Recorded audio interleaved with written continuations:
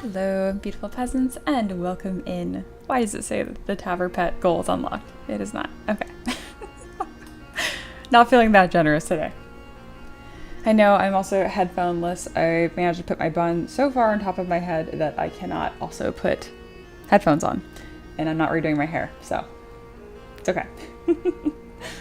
Let me fix this, because there's no Tavern Pet.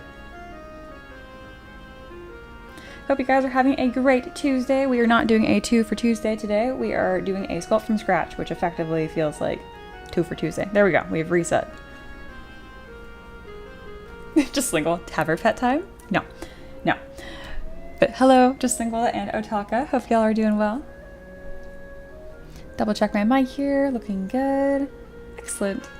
All right, pretty much a normal stream today for once. I've been doing kind of like these more Q&A, dense, focused ones. I guess today is special because we're sculpting from scratch.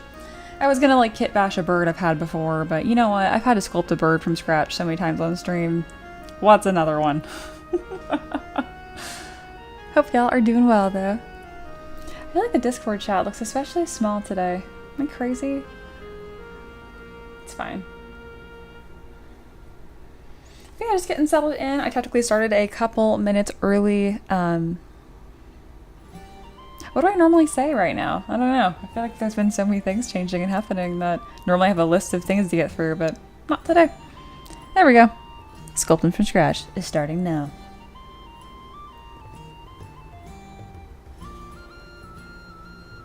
I don't know.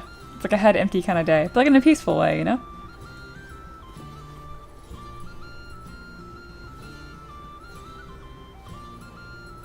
Oh my gosh, Just Lingual says, no Tavern Pet needed. We can instead sculpt a 3D version of the mural of the roof of the Sistine Chapel. Yeah, a little nice, easy warm-up. Nothing too crazy. Goodness, goodness. Oh, I reset the heist odds. I forgot about that recently.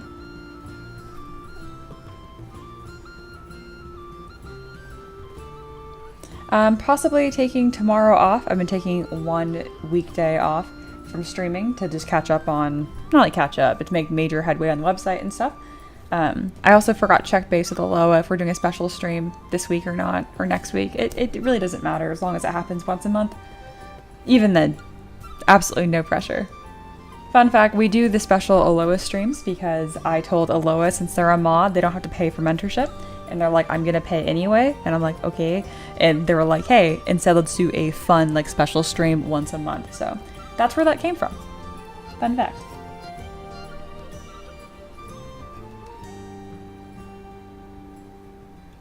I'm sure they're lurking. Aloha's always lurking.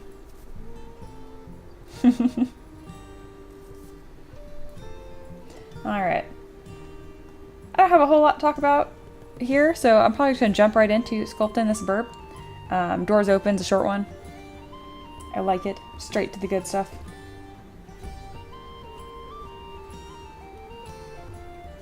Alright, let's just hop right to it. Welcome to the Tavern Keeper's Craft. This is where I sculpt a Patreon request on stream. Today's request is from Bobby. And this is what we're... Oh, my screen is frozen. See, I'm glad I know this now. I can fix that. I'm not frozen, but you'll see. Let me restart that capture. Wha-bam. Cool. We're good. Alright, this is what we're sculpting today. It is a dinosaur bird. He says the actual name of it. Here we go, from Bobby. What about a prehistoric terror bird, like... Looks like phosphorus. You know what? That kind of looks like the word phosphorus. We're gonna go with phosphorus. But with head feathers, like a modern secretary bird. I cannot believe that secretary birds are coming back so quickly. I'm telling y'all, nothing is too niche. It comes back immediately. Anyway. Hello, John. Welcome in, and Monkey. That's what we're sculpting today. And I figured we might as well sculpt this from scratch because look at it. I don't even know what I would kit bash. Why are we so small? Okay, secretary bird. Yeah, here's the references that I grabbed. Got some secretary birds, similar to that one we did for the Secretary Birdfolk Ranger. It's gonna be a good time. For the most part, again, what we're sculpting is more from like Jurassic Park. This thing. So yes. You know, I probably should screenshot this and put it on the screen so you guys can know what I'm doing. Oh my gosh, my pen is on my other, that's a new one. How do I fix that? My pen currently is on my third monitor. That's a new problem. I haven't had that one before. I'll handle that in just a moment. Maybe we shouldn't have rushed doors open. Maybe doors open needed to stay. Oh my god. It's like you guys will have your chaos, whether it's inflicted on purpose or if it's technological. That's okay. I always win. Alright, we're gonna have this cute little reference here. Let's put him right over here. Bam. ZBrush does have a built-in feature like that. It's called Spotlight. I just hate it, so I don't use it. That's it. Can you put the dinosaur name into the Discord chat? I'll do you one better. I have the whole request already put in here. I thought. There it is. It's in the Discord right here. In our Peasant Hub channel. Otaka says, I just started a statue size print of one of the models I requested. Hope it'll turn out alright. Ooh, very cool. First print in the new flat. Good luck on your print and congrats on the new flat. Oh my gosh, Muggy says, not sure if anyone's playing Peak, but holy cow, this game has no business being this good. Just Lingual has been hell-bent on trying to get me and the other peasants to play that. Yep, I keep asking Mia to play Peak with the peasants. Alright, I need to figure out what's wrong with my pen. We're gonna just bear with me. The whole screen's gonna move. Be calm. I'm sure nobody is panicking. Hello. It actually grabbed both of my screens. That was neat. I'm just turning my Cintiq on and off. Yeah, plot twist, there's no stream today because there we go, I fixed my pen. Amazing. The fact that so often it's just like, have you tried turning it on and off again? Hey, Matt's here, hello, hello. I'm so bad at Peak. From what I've seen, that's kind of the appeal.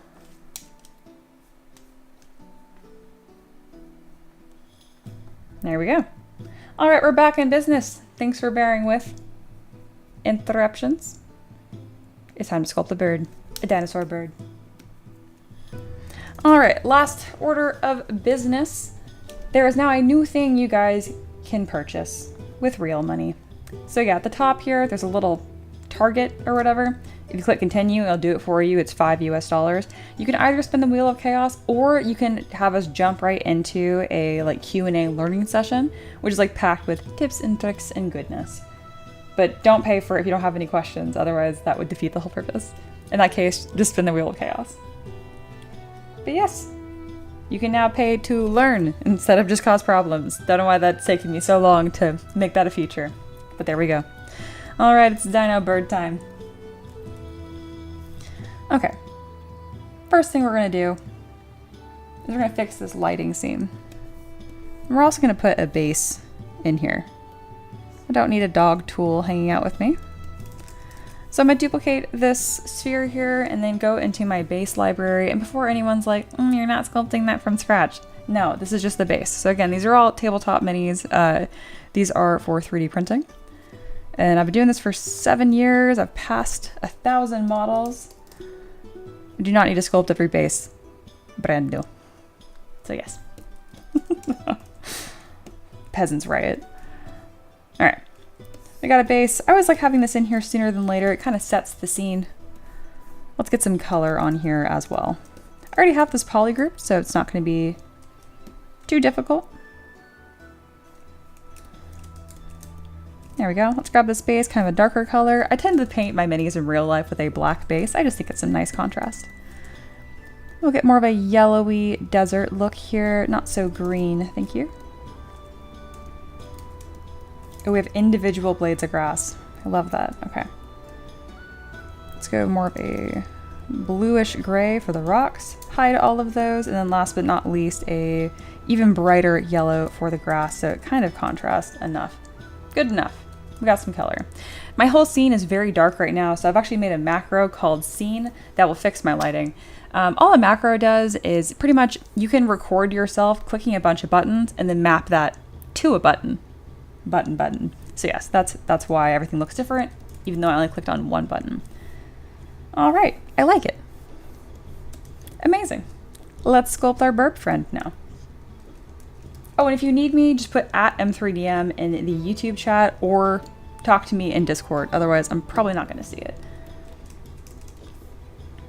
As you guys know, I love when you guys backseat sculpt. No, I'm totally joking. I am genuinely curious if I'm going to be able to sculpt a bird today without lots of pain. I feel like every time I sculpt a bird, it's an ordeal. First thing I need to figure out is, are these eyes front facing or on the side? Okay, it's for sure on the side. And he's got this ridiculous, like, toucan beak going on. Okay. Let's do it. So you're sculpting from scratch. You're, just like always, you're gonna have your biggest forms and then work down to smaller forms. So what do we see here? I see a circle. I see a sphere, a cylinder, connected to more of like an oblong sphere. Cylinder. It's just cylinders and spheres. So we're gonna do that.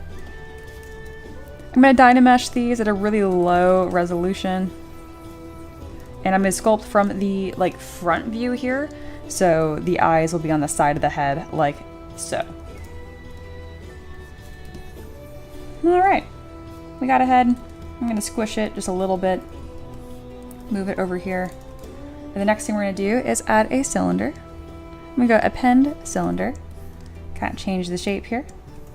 And Dynamesh. Having symmetry on for this entire process. I'm gonna slowly get that kind of like S shape going. I really could not care less if this is looking aesthetic right now. It's really about just getting proportions here. So for the body, I already kind of have this lumpy head shape, so I'm just gonna duplicate it. There we go. Also, fun fact, huge pet peeve when people say I could care less. It defeats the whole purpose of the saying. It's I couldn't care less. Like I could not care less. I care so little, it's not possible for me to care less. You get me? It's okay, moving on. Anyway, I'm not gonna worry about the wings quite yet. We're gonna append a new cylinder for the legs. I'm just gonna sculpt one leg at a time. So let's go to the front view. It's gonna be about here-ish. Every time I hit a joint, new subtool. General rule. All right. So it's a bit more blob-like up here. I'm just gonna ignore that and go really simple for right now. So we're starting here with a joint. We come down. Oh, look, it bends. You know what that means. Joint. So time to make a new subtool. I'm gonna do Command-Shift-D, which is the shortcut for duplicate. Bam. New joint. We're gonna get here to these little toes. Guess what? Those bend. New joint, new subtool. Command-Shift-D. And we got some little toes.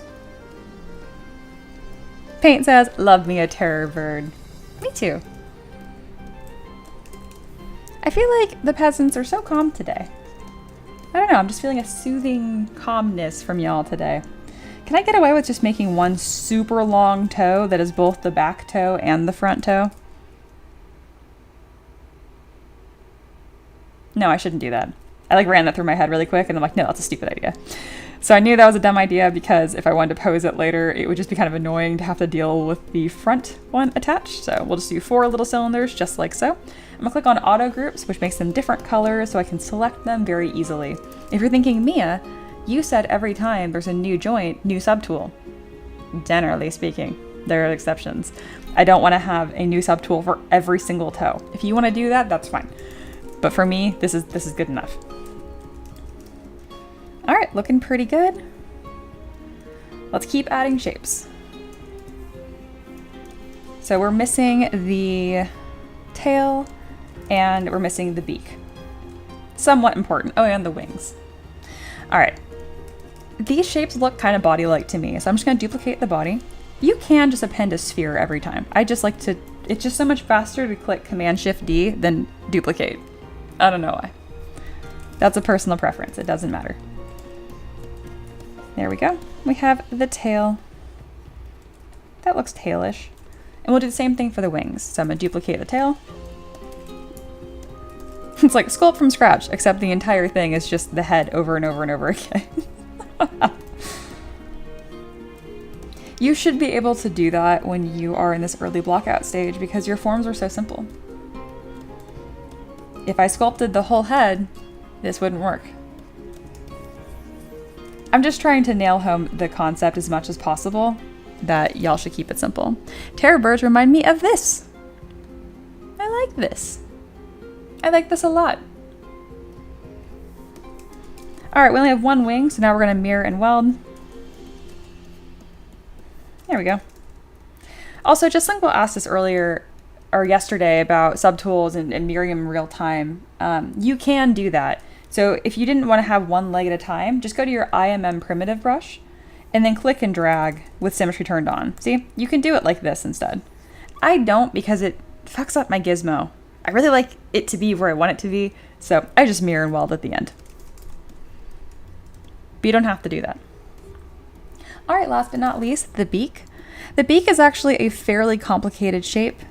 So I'm gonna try to contain L beak. I find what makes the beak easier is having it to two subtools, a top and a bottom. And that also lets me pose and like open the beak really easily. But as of right now, we're gonna keep it one piece and then I can break it apart later. So again, you'll notice that I'm gonna change from my move brush to my trim dynamic brush to try to get these like flat planes in here, because that would take more time with the move brush. With the move brush, I'd have to like, that doesn't do as good of a job, right? Use the best brush for the job, okay? This is gonna be flat. So I'm gonna start carving these pieces out with this trim dynamic brush. That's actually looking quite beak-like. Maybe a little wide from the front, but he does got kind of like a toucan-ness going on. I feel like my bird is much cuter looking and his neck is not long enough, but we're not worried about that yet. All right, I'm gonna merge down these leg pieces. So we have this top piece, bottom, and all the feet, right? But because they're different subtools, I'm not dynameshing. I can merge them down. Now they're one subtool, but see how they're all different colors? So if I hold Command Shift and click, I can isolate just one piece at a time. So it's like as if I have multiple subtools, but they're contained. Alternatively, you could just use folders in ZBrush. I hate using folders because if the folder is closed and I delete something in that folder, it deletes the entire folder with everything in it and you can't undo it. So I don't use folders. Instead, I use subtools or polygroups within a subtool to get kind of the same effect. I think it's really important that I tell you guys like things that I do that are kind of more of a quirk versus a feature. All right, here's a really early block out.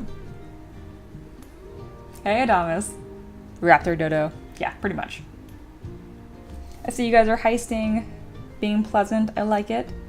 Hello, Micah. Welcome in. Awesome. It's very calm at the tavern right now. I'm enjoying this. Good peasants.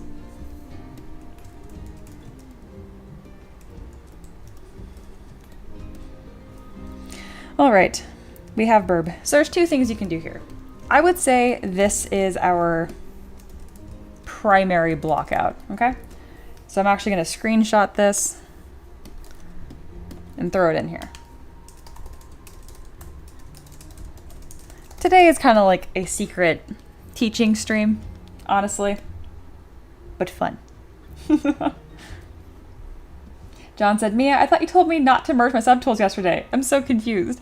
No, I explained why this was different. That's because, John, you keep merging down subtools that have subdivision levels and millions of points. That's crazy. Everything on the screen right now is 100,000 points. And honestly, it could be a lot lower. And also, half of that is just the base. So this entire bird is only 50,000 points. The whole bird. Okay? Also, you can't say you're confused. I immediately explained why. You need to ask a follow-up question about why my explanation was confusing. Oh my goodness. Also, for you specifically, John, because you're one of my students and I know you, You gotta stop trying to learn the tools before you try to build it. Like, you're trying to learn tools before you're building anything. Just build stuff. And when you run into problems, then you can be like, I understand what this hammer is for. Currently, you're just like perplexed by this hammer and trying to hit everything with it. Stop it. Just make a model, just sculpt.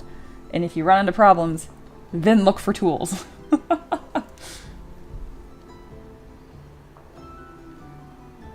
Bye, Otaka. Thanks for stopping by, even just for a bit.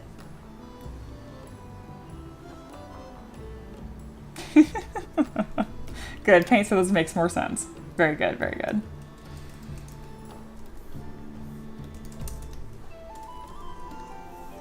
Alright, so this is our stage 1 block out. Also, are we actually modelless today, or is Aloha just being silent and waiting to say some absolutely wretched comment? I didn't see any. We'll see. John says, Mia, but my hammer looks like a transformer. I know. Oh my gosh. You know what? Sure, monkey is a temporary mod now.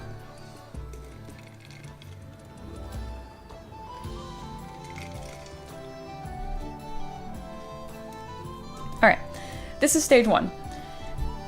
This is the block out. So simple forms, primary forms. I'm not gonna jump. I'm sure Aloha is sulking because they were banned yesterday. No, Aloha was not banned yesterday. Their internet connection was just not showing them the stream.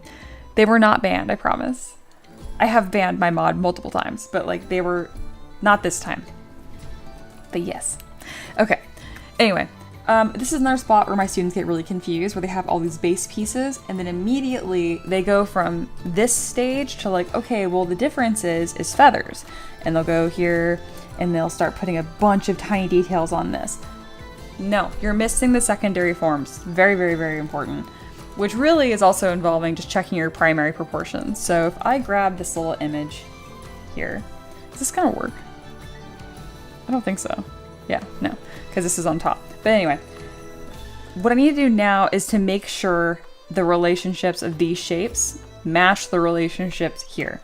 And what do I mean by relationships? I just mean proportions. So if I take this head, for example, the neck is like one. I can fit a head right there. Okay, I know you guys are not understanding this. Nope. I know that's not making sense. Let me screenshot it. And we're going to draw a picture because that makes way more sense. Even I can tell where I'm like, that's nonsense. Okay, so we have the head shape, right? Let's make it teal. Perfect. All right, now that we have this here, I can move it around. So when I say relationships, I mean proportions. So we have, here is the neck. Can I rotate this? I cannot. Ooh, that makes me sad. Anyway, it's about a head. So here's a head, here's a head. So my head should not be my neck should not be 3 heads tall, because I can measure it here as 1. I can also take the head and go over to the wing. It's about the same size. Same with the tail. So I know I usually like to take the head as like a measurement tool. But yes, that's what I'm trying to say. So I just want to make sure that my current shapes have the same relationship. As of now, my head is way bigger than the neck. So I need to make the neck longer. And then also a secondary thing, I also need to fix the head itself. Currently the beak and the rest of the head, I've said that word so many times already, it's like a word. They're gonna be about the same. See, the beak is the same size as the rest of the head. I don't quite have that proportion happening right now either. And there's also, this is a straight line from brow to top of beak. I have this big divot right here. So again, that's how you start refining your primary shapes that you've just laid down. This is what I usually call like secondary forms, but that can look like a couple different things. Again, there's no strict rules. No one's gonna like barge in. There's no like block out police that are like, you didn't do it right. They're just like loose guidelines. Okay? Oh, there's Aloha. Can I come in today? I didn't kick you out. Mia kicked me out of the tavern, Micah. I was just talking about you, Aloha. Oh, goodness. Oh my god. Is there any real comments or questions? No. Okay, I'm gonna ignore you guys. We're fine. All right, moving on. We're refining shapes. I'm gonna start from the top to the bottom. First thing is the way that the head shape is. Again, it's a game of spot the difference, literally. This is a straight line. Mine was not. I made it a straight line. Also, I'm not copying this, just to be clear. I may make differences. This is about the stage where I go insane if people backseat sculpt me. You guys are pretty good about this. But don't even backseat sculpt yourself, okay?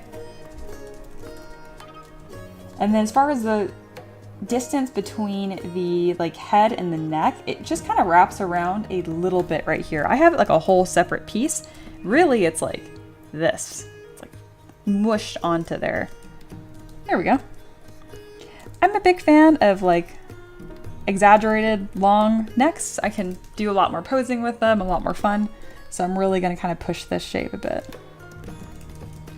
Oh, and if you're a chronic fiddler, just set a timer. Make it so you cannot work on this for like refining shapes for longer than 30 minutes. And if you pass 30 minutes, you have to get up, walk around, grab a drink, grab a snack, and come back with fresh eyes. Aloha's back. Behold, welcome back. Redeem Aloha. That's hysterical.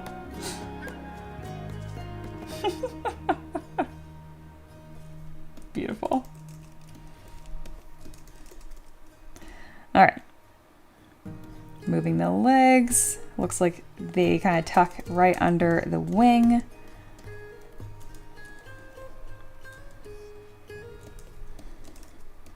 I try to break this down as simple as possible to prevent as many student meltdowns as possible.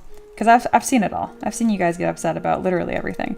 My favorite is when you're in the blockout stage and you look at, you'll literally send me a screenshot of like this and be like, why does it look so bad? And I'm like, you just started. Calm down. Also, none of you guys looked at the meme I posted where I roasted you guys. If you're a student of mine, actively in my mentorship program, please watch this. It's exactly how I feel about you guys when I give you compliments and you guys are belligerent about it. And I even said I think it's too aggressive to ping each and every student individually, so I'll just send really strong vibes and hope y'all see it. And you did not see it. So sad.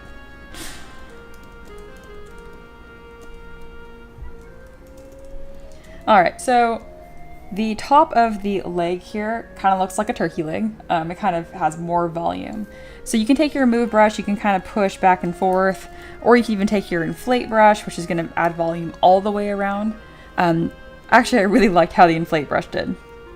What I was going to say is that you can also use your move brush plus a back face mask and get the same effect. Just saying. In this specific instance, I actually like the inflate brush a lot more than I expected, so I'm going to use that to get the turkey leg look. Alright, we're going to tuck that in under the wing. And I'm constantly looking at like the measurement between like the top of the wing to the top of the back, that kind of thing. And it looks like the tail ends at the hawk right here. The hawk is just like this little ankle joint. If you're thinking, Mia, can't you just put this in your scene and trace it? Yeah, you can do that too. But Mia, isn't that cheating? No. Do whatever you want. I'm always obsessed with trying to improve like my artistic eye by looking at something and measuring it. So I don't do that super often because if I just trace things, that doesn't help me when I'm trying to make my own monsters. But that's the only reason. Like if you just want to recreate terror birds, do whatever you want. Hey Duke, welcome in. Oh, and Sean, it's been a little bit. Hello, hello. Yeah. You guys are all being so good. Are the heist odds as kind as they seem today? They're 40%, so if you're winning, you're lucky. Unless I goofed it up. I don't think I did.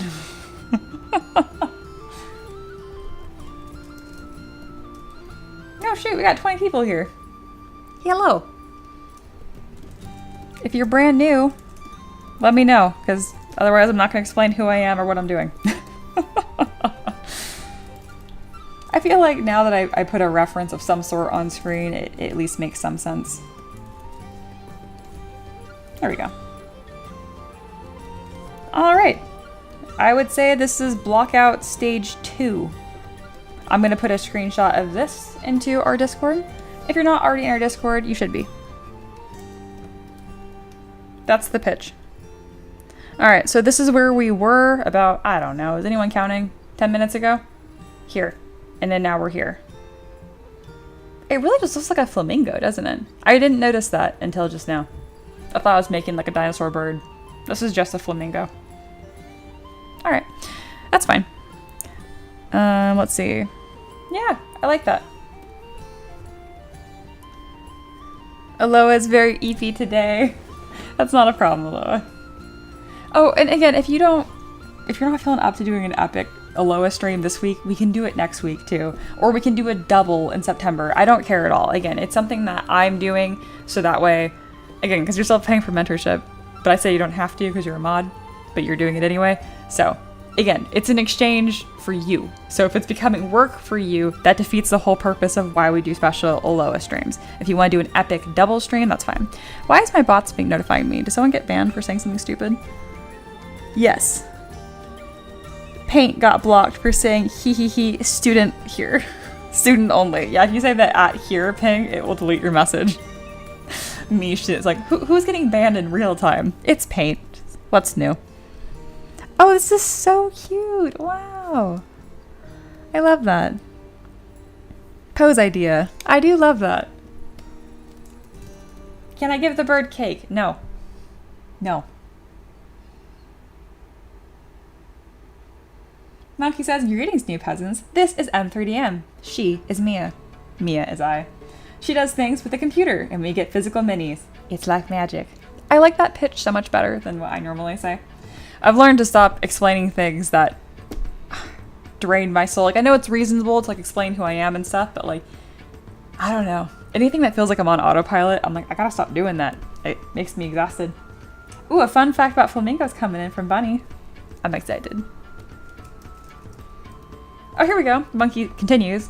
She, being me, also intimidates humans and understanding how to do things with the computer as well. Failure, learning results in death. I read that whole thing like it was real. No.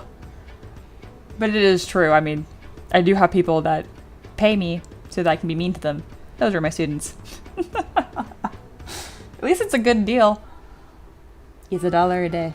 If you would like to learn ZBrush and have me personally be mean to you, there you go. Real talk, beginners are welcome, and I'm not a jerk. Anyway, let's get some color. We don't know the color of dinosaurs, so that means I therefore can do whatever I want. I would like to incorporate some blue. The Jurassic Park version has a bluer neck, and I quite like that. When you're coloring a model, you gotta stop doing this. You gotta stop using high saturated colors like this, unless you. Yeah, I kind of like that. If you really know what you're doing, good for you. But if not, you're going to want to hang out more in this desaturated zone. I mean, that's assuming you're doing more of a realistic look. Again, the funny thing with art is every time someone tells you not to do something, there's always a legitimate case for, actually, there's a reason you could do that. There's always that case. But if I give a disclaimer every time I say something, I'll never say anything. Like right now. Anyway, when you're coloring something, hang out more in this desaturated area. Your colors are gonna not be as hard to look at, and it's just overall gonna be more convincing, enjoyable. When it gets greenish, I don't love that. Here, I don't know how to color the neck, so we're gonna make the neck white to start with. Oh, and avoid pure whites and pure blacks. That's actually a pretty good rule overall, regardless. Anyway, I like having pretty rich colors. As rich as I can, and I tend towards the reddish area. I really don't like when things get yellowy green. That's just a personal preference. I kind of like this clay colored beak, kind of neat. I think it does need to be a little bit more orangey for our purposes. There we go. And I'll do a lighter color for the rest of the bird. I like to keep my colors pretty like two-tone in the beginning, and that's just because I'm bad at colors. So if you limit yourself to a restricted palette, it makes your life a little easier. Fun fact. Sean says, yes, high saturation is eye-blinding, but also unrealistic. This is true. But again, if you're doing like cartooning or something, I mean, there's always a case for it.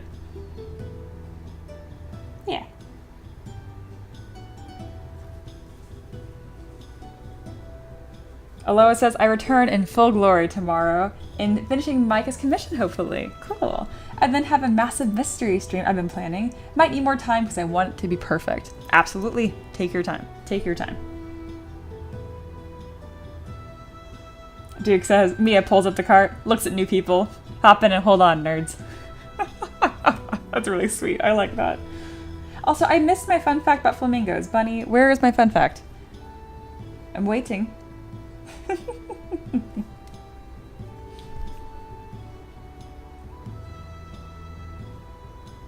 And that is true. Like Adamas mentioned, birds do actually highly saturate their colors, similar to artistic designs. That is very, very true. Not this specific bird, I think. It's a dinosaur. Who knows? Micah says to Aloha, this stream is a big event and time sensitive. Commission's not. No. The stream is not time sensitive at all. It is fine. It is fine. Very sweet. But I am the stream and I say not time sensitive.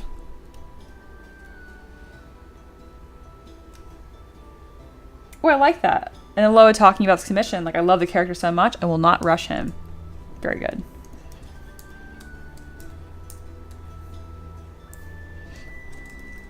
Alright.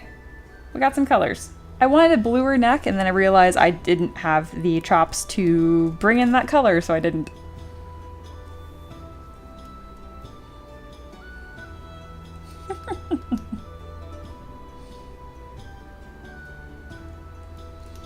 Micah says, Bunny's comment probably got 8 by YouTube if it's what I think it's about. If that happened, I would have saw it get moderated. I am the stream. I see all.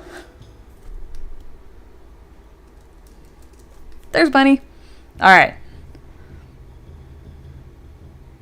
Yeah, no, this is very PG. There's nothing wrong about this.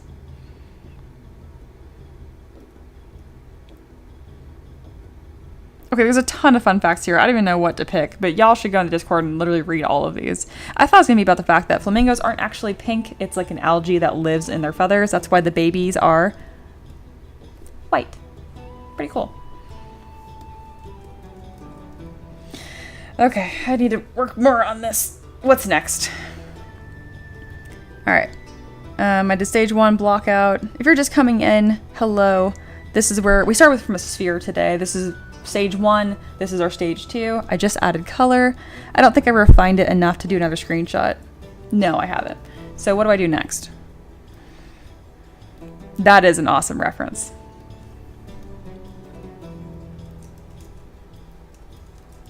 And then Bai says, no, it's not algae living in their feathers. Sure, what is it? It's like a bacteria or something? You know what I'm trying to say. Their feathers are not pink.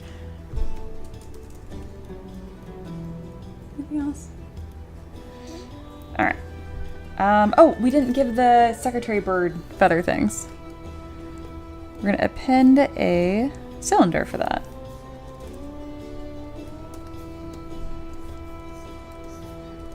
So what we're creating is similar to a certain dinosaur that I cannot pronounce, but it's not. They wanted it to have these like secretary bird like feathers on top, which is funny because a lot of the references I saw, hey, thanks for Slingle. A lot of the things I saw had these feathers on it anyway.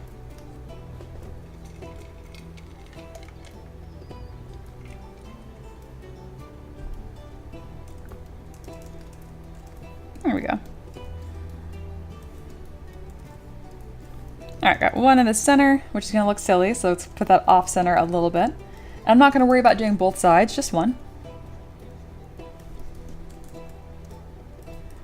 I'm going to take some time to position these. I'm just using the 3D gizmo to move them around. If you hold down Control, or that, sorry, Command, that's Control in Windows, and click and drag, it'll duplicate it within the same subtool. Pretty nifty.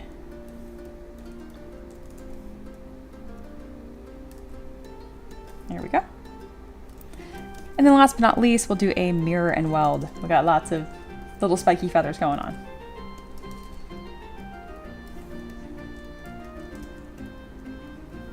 Nope, that is not the dinosaur. I also can't say that. Archaeopteryx. Archaeopteryx. Anyway, it is in the Discord. I put the request. Looking good. Let's do a third color. Something else I like doing is just adding a nice little two-tone. Adds a lot of interest. So change your paintbrush from dot to drag rectangle. Grab a darker tone, lower your RGB intensity so it's not so harsh, and you can kind of add this ombre. And you see this all over the animal kingdom, where the top of the animal is darker than the rest.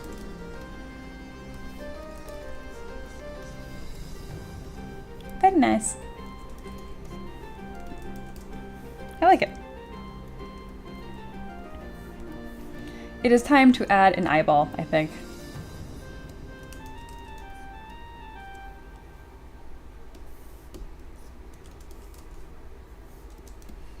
Alright. Now we're looking at this beak.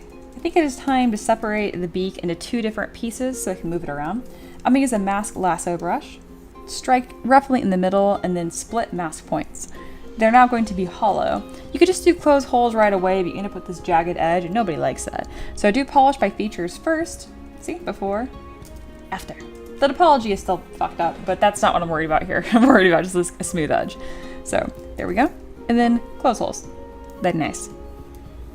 And we'll do the same thing for the bottom beak. Polish by features, close holes.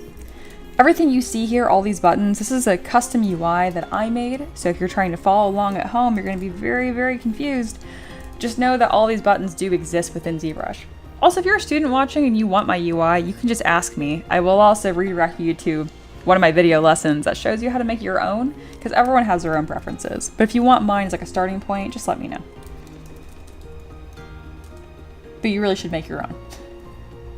Trust me. See, doesn't that look better? Hey, Reefer's here. Hello, hello.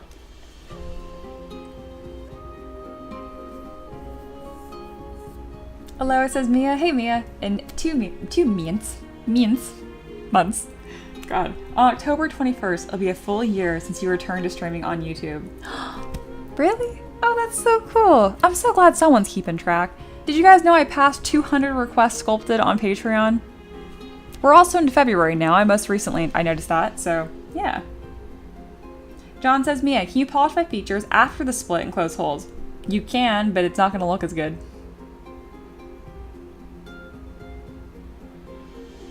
Sean says, okay, it's art time now. Where's my pencil bag? I don't know why, but I find that deeply funny.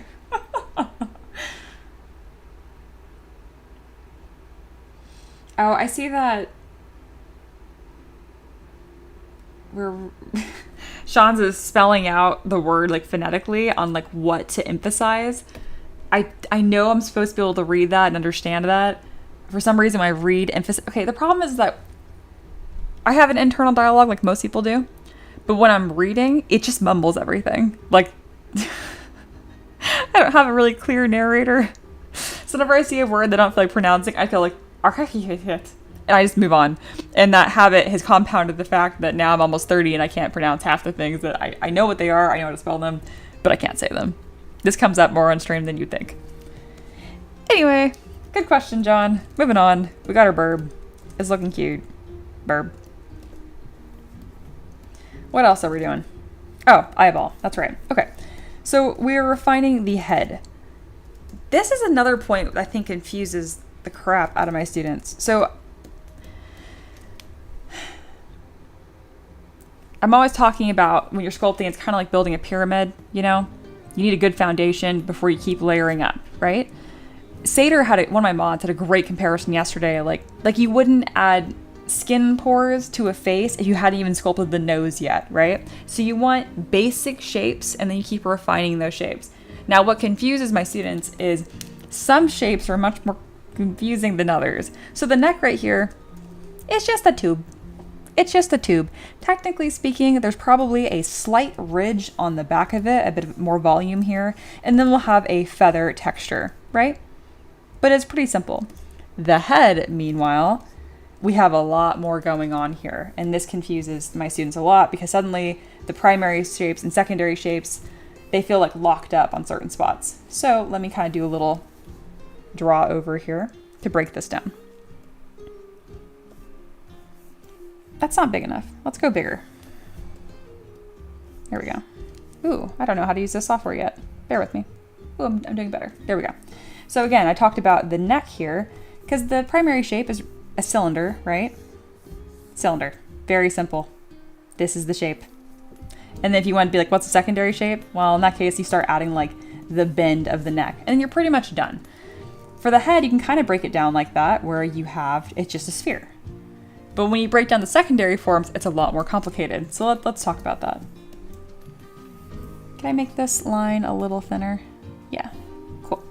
So what I'm seeing here is there's a cavity that sinks in, okay? And then there's a brow ridge that comes up. So if you can get comfortable sketching planes more or less correct with perspective, again, not really my forte either, you'll start to be able to understand and break things down a little bit better. So there's kind of like this trapezoidal shape happening here. It'd be really cool if I could sketch the front of this shape. I'm trying to break this down in a way that makes the most sense. Yeah, it's kind of like that. And there'd be like a little hidden line back here. So that's really what's happening on this head shape. It's like a tapered cone more so, and that's going to give us our brow ridge here. And then this plane right here, we're actually going to push into the head a little bit, and that's going to give us that concavity where we can put the eye in. That's a lot more complicated than the neck, right? And that's where a lot of my students have a meltdown because they're like, okay, I can do the neck. Woohoo, secondary form, primary form, bam, bam, add some feathers, we're done. And then the head, which arguably needs to look the best on the model, otherwise it all looks kind of cursed, can be a bit of a roadblock. So just keep that in mind. Just break it down. If you really freak out, start sketching planes. And zoom in that reference. Look at it closer, okay?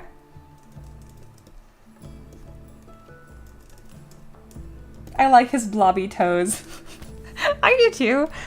They're working decently well right now. We'll put claws and stuff on them later.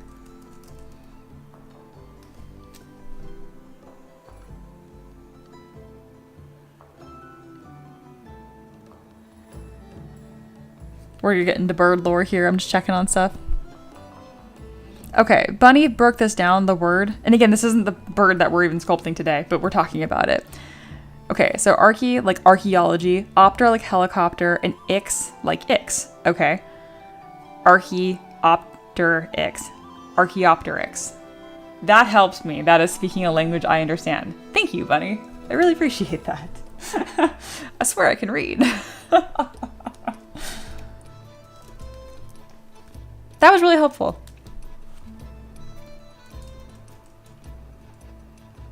Pronunciation is more like a suggestion. I also like that too. Monkey, I do. Sean says, you did it, Mia! Let's get some confetti. Yay! Don't ask me to say it again, because I'll forget. Another fun thing that I do is, I can like... It feels like my brain will choose what information it finds interesting and valuable versus ones that it doesn't. And I have very little say on what I keep and what I don't keep. ZBrush and 3D modeling came to me very naturally, and I enjoyed that. Violin, however, did not, which is funny because I have a really strong background in piano and I can read sheet music, all that kind of stuff. But violin, I was just like, I can like feel my brain like, nope, gone. And I'm like, this was very stressful when I was going to school for mechanical engineering and every other class was like that. I was like, please keep that information. Nope, nope. And everyone's like, oh, repetition, practice. I'm like, no, you don't understand. It's like a little gremlin in my brain that's just like every piece of paper. Remember that episode of SpongeBob where like he forgets his name and like they're running around up there in those file cabinets? I really relate to that. And it's like I'm picking these pieces of paper and immediately shredding them. It's very annoying. Okay. Anyway, thanks. Moving on. Back to birds. We are getting into this head shape here. And I kind of made it a little easier for myself by taking the trim dynamic brush and flattening those planes I had just talked about. See what I mean? You got that big ridge right here and the kind of flat plane on top. I feel like, but Mia, it kind of blobs a little bit. I know. Simple shapes, then big shapes. Anything with a curve is more complicated than a flat plane. That's a good one. Curves are more complicated than straight lines. Try to break it down to straight lines and planes. And that's another reason why you want to work low poly, because it's a lot easier to keep stuff flat and sharp So now I've created this kind of corner here. Can you guys see the way I am seeing this? I'm concerned that you don't. So I'm going to do it with colors. There's a plane right here. I'm going to make it a color. Plane right here. Make it a color. Color. Color. Bam. That's what I'm seeing of how I broke this down. And what's cool is I now have this like corner point right here, which is right here on the bird. So I can take that and see how that's curved. I can then take this, my move brush, and I can pull that back and create that same curve because I know what planes that I'm working with. Does that make sense? God, I hope you guys never feel like I'm babying you. I'm trying to break it down because art is difficult and learning how to see is difficult. And I'm not there yet, you know? So I just feel like so much of art is very subjective, but it doesn't have to be. So I'm trying to quantify it as best I can. If it... Mini snow tan here. I love that. Anyway, distracting chat. I just want art to be as accessible as possible. Doesn't have to be this confusing enigma.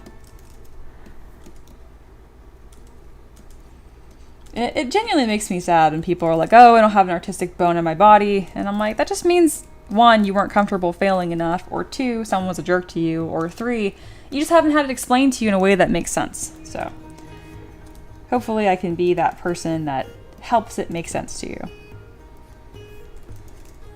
Carving in that plane right here, and we're gonna put an eyeball in. If you go back to my earlier streams, it's really funny because you can really see where like my understanding of something is limited because I can't explain it.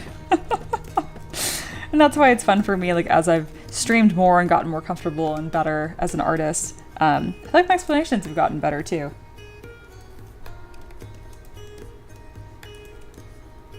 We got an eyeball. Reaper says, how much to get you to sculpt a T-Rex? Let's see, your request on Patreon's $15 and prior ticket's $45. So to get it done immediately, was that more $55? John says, nope, baby away. Sounds good. Oh man.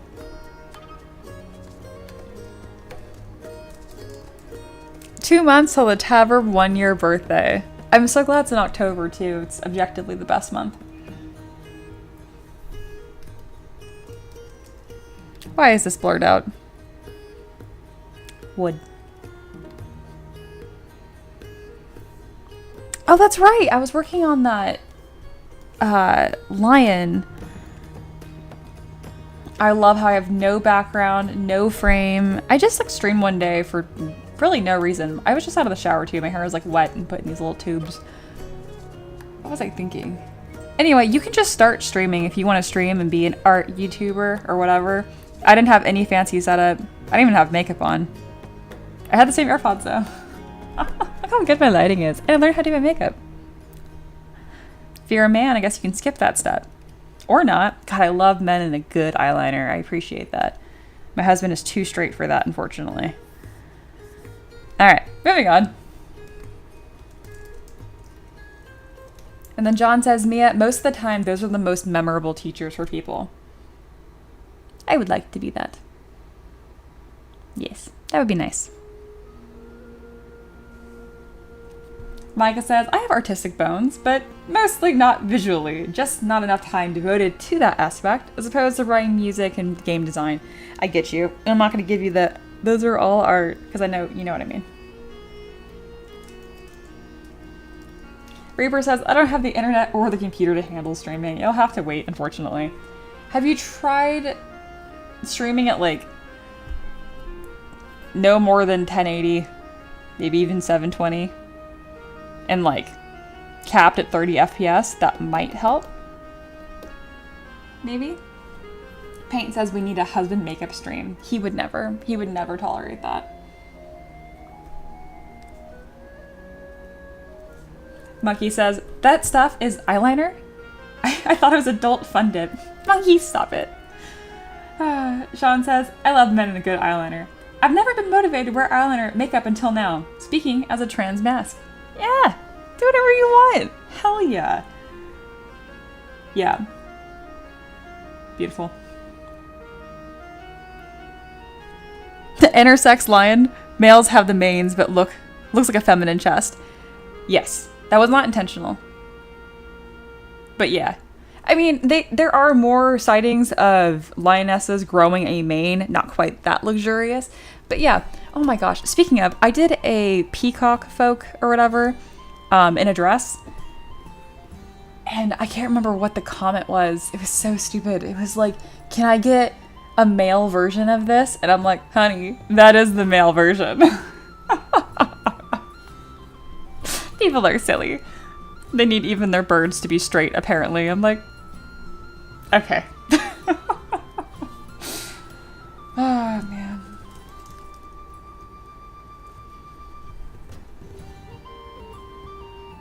Oh, interesting. Bunny's also interested. I want to start doing makeup, but more to look androgynous. I love a good androgynous look.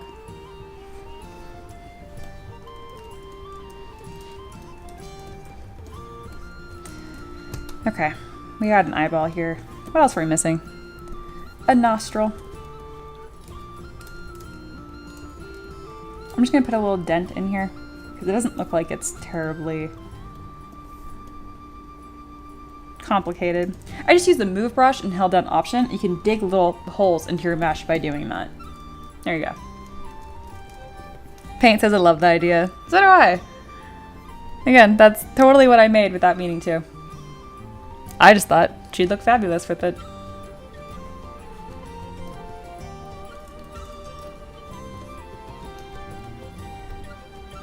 Reaper says, I don't want to do makeup at all. It's so tedious. I just like it. I don't know. It's fun, like, I don't know, something about like changing the colors on my face to represent the way that I'm feeling that day. Recently, it's been pretty much the same every day, which is just big eyes and warm color. But every now and then, I don't mind having like a heavier liner and like a darker lip. I just think it's a lot of fun. Yeah. Thanks for stopping by, Bunny. Bye. We're gonna create some eyelids for this eyeball. We're gonna do that by, oh, we got 4 eyeballs by accident. Okay, we're gonna fix that. Anyway, we're gonna duplicate this. So now we have 2 identical subtools, and then from one of these eye copies, we're gonna create these eyeballs, or lids. All you do is take your mask lasso brush and just kind of mask roughly in the middle, just like that, and split mask points. And just like the beak, we're gonna polish by features and then close holes. Same thing for the top eyelid. Polish by features, close holes.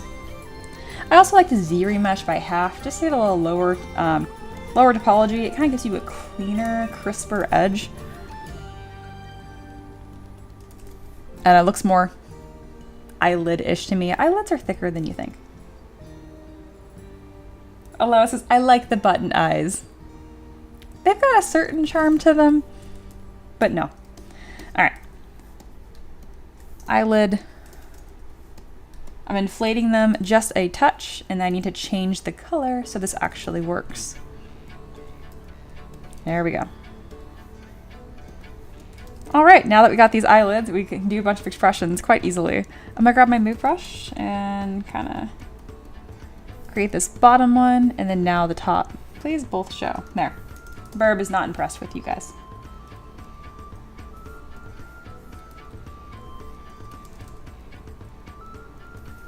Angry bird. All right, let's keep more of this rounder shape. John says, Mia, hey, you did the polish after the split. Did I? No, that was Z-remesh by half. I know what I did. Don't rewind.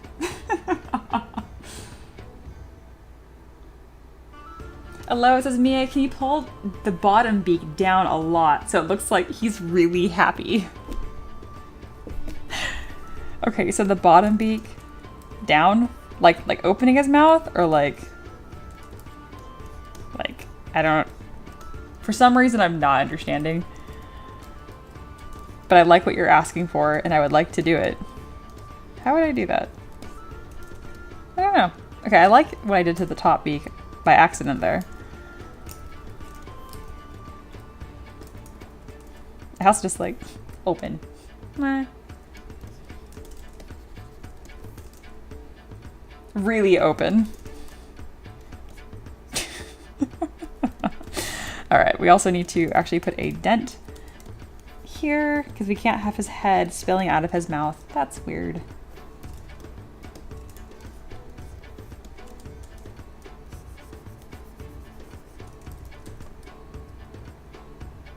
It's kind of a delicate curve happening here. Leave it to Aloha to find the best screenshots. Good mob. Happy bird. That's kind of mad at me.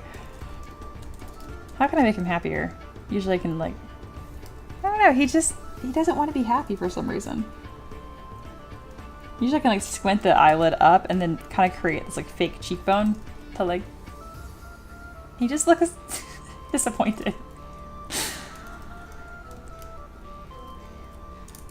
I did a dodo bird bard last year that looked really happy and cute.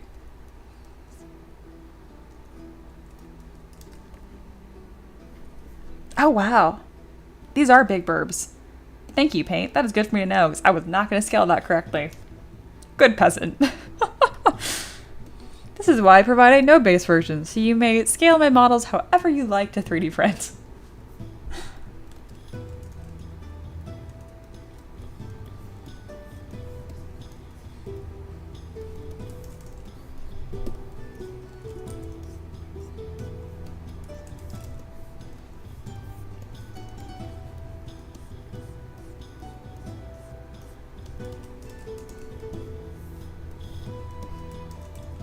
That is helpful too. Paint's been on fire. Somebody give Paint a little bit of poing.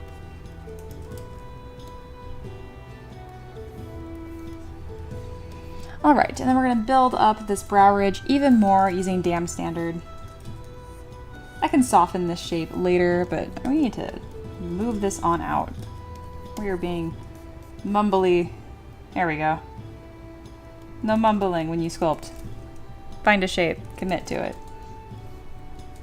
Also, this beak is too long. And the eye is in the wrong spot. Oh goodness. What happened to your eyelid? So in case you're wondering how I know all these things are wrong, I'm just looking, again, it's a big game of spot the difference. And I'm looking at how close the the eyeball is to the beak, for example. And they're almost touching, but I have this huge gap on mine. So I need to have it darn near touching the nostril. So let's merge the eyeball down to the eyelid so I can move them all together. I'm waiting for John to be like, why are you merging? Because I want to move these things together. I don't have subdivision levels. Chocobo. Cute. Oh, we're dancing. I like it.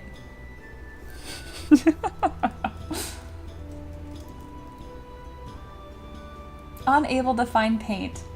Womp womp. You get nothing then. Yeah, sorry, my Streamlabs bot is like sentient and has favorites. I literally cannot fix it.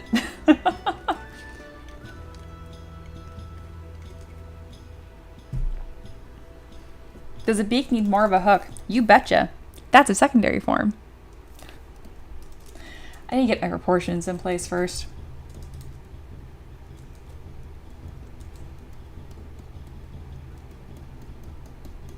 You can use the move brush or the clay brush to kind of move things around and get stuff in position. So right now I'm kind of softening up these really harsh planes that I had. If you're doing something hard surface or even a reptile, you wouldn't need to do this. You can tell what I'm using, like all my brain capacity, and then I'm like, I can't talk.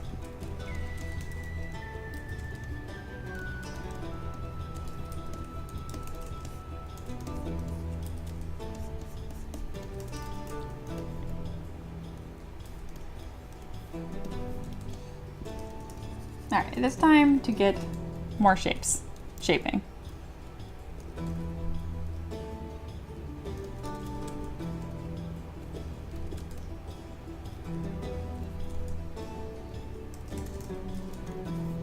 Gonna really dig a larger orbital socket here. Nice. Ooh, it's showing the beak. Oh, I didn't want that. We're gonna just trim the top of the beak away because it's in the way. We don't want that. There we go. And I can move that eyeball around. All right, I feel like I'm working on the head too much. I'm getting bored of the head. Moving on. We will come back to it. All right, what else is going on?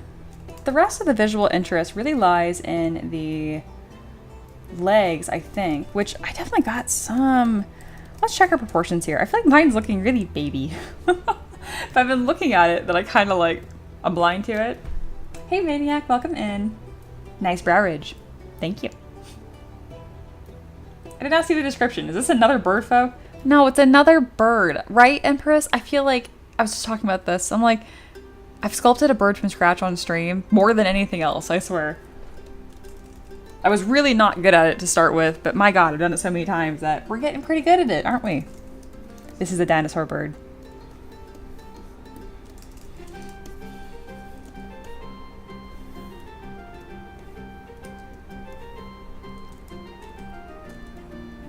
Trying to decide how I want to do these feathers. I want them to be fun.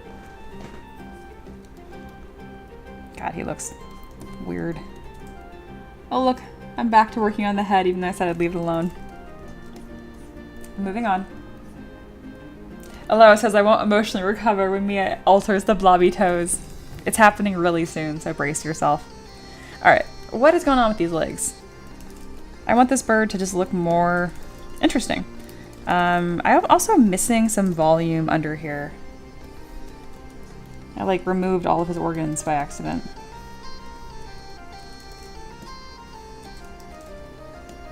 Here we go.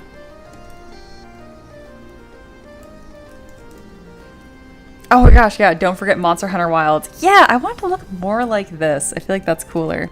Oh, look, a door.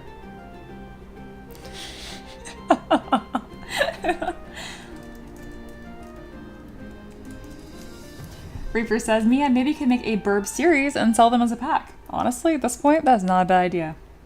Maniac says, all birds look weird from the front. Dude, you're so right. I'm just gonna stop looking.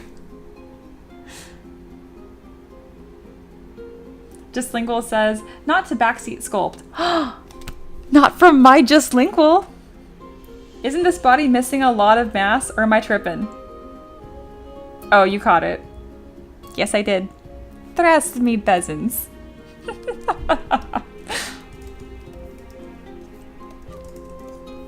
That was funny.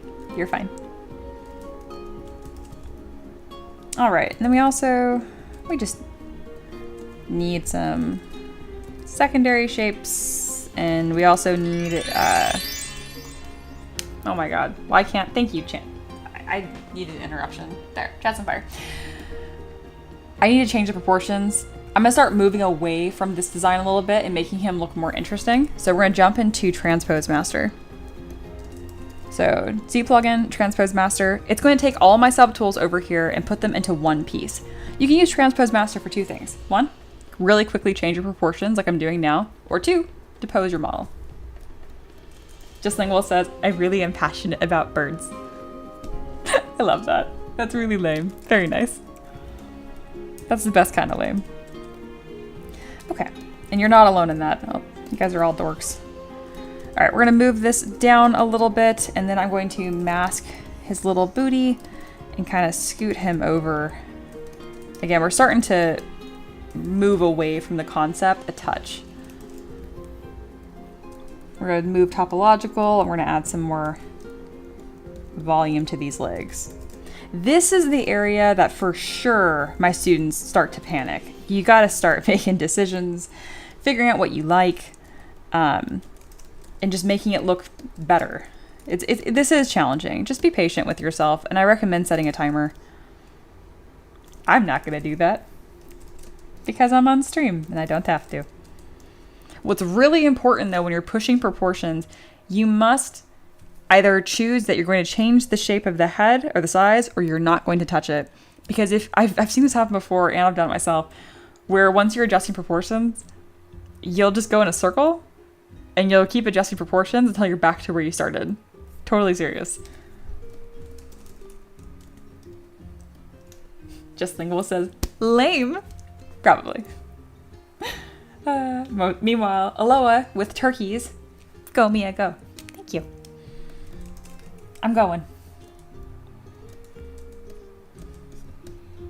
Like, I think these little short wings are kind of lame, so I'm going to make them a little cooler. I'm going to push this neck over a touch. There we go. And I don't really know what I want to do with this weird little back. He needs like a point right here. It's like a rib cage or something. I had a bird at one point, so I have an idea. Ooh, it looks like a weird crow. It kind of does, doesn't it? Those are my favorite birds, I think. If I had to pick a favorite bird.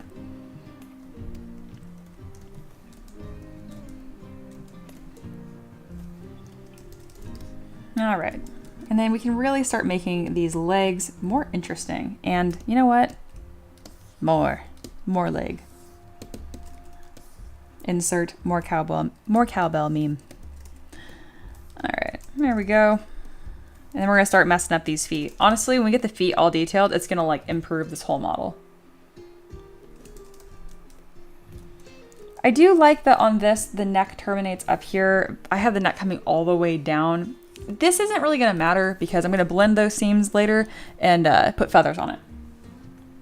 Mia, have you ever sculpted a giraffe? No, actually. Wow, no, I have not. Those are so weird that it'd be easy again, you know what I mean?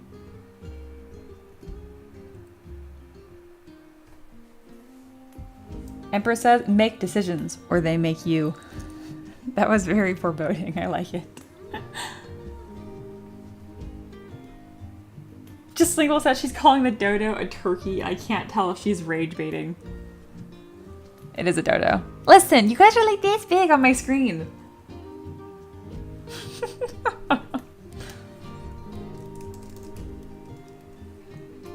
It has an ass now. Does it? I mean, not like a ton. Here, you guys are making him shy. I'm gonna cover up his butt. All right, it's foot time. He is looking more majestic. After I start sculpting the feet, we will do a new screenshot update, okay? All right, legs, and making legs more interesting.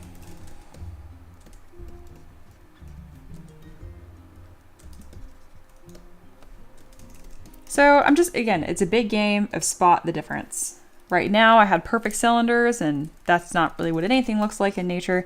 There's always a taper, there's always a flow, there's always a skinny side and a fat side. So right here, fat side, skinny side, fat side, skinny side. That's kind of how I see things. Aloha's having a meltdown over the toes. It's happening. All right, these are really weird. We are going to remove all of the toes, and I think I'm just gonna make one really nice toe and then duplicate it a bunch of times. I feel like I can get away with that.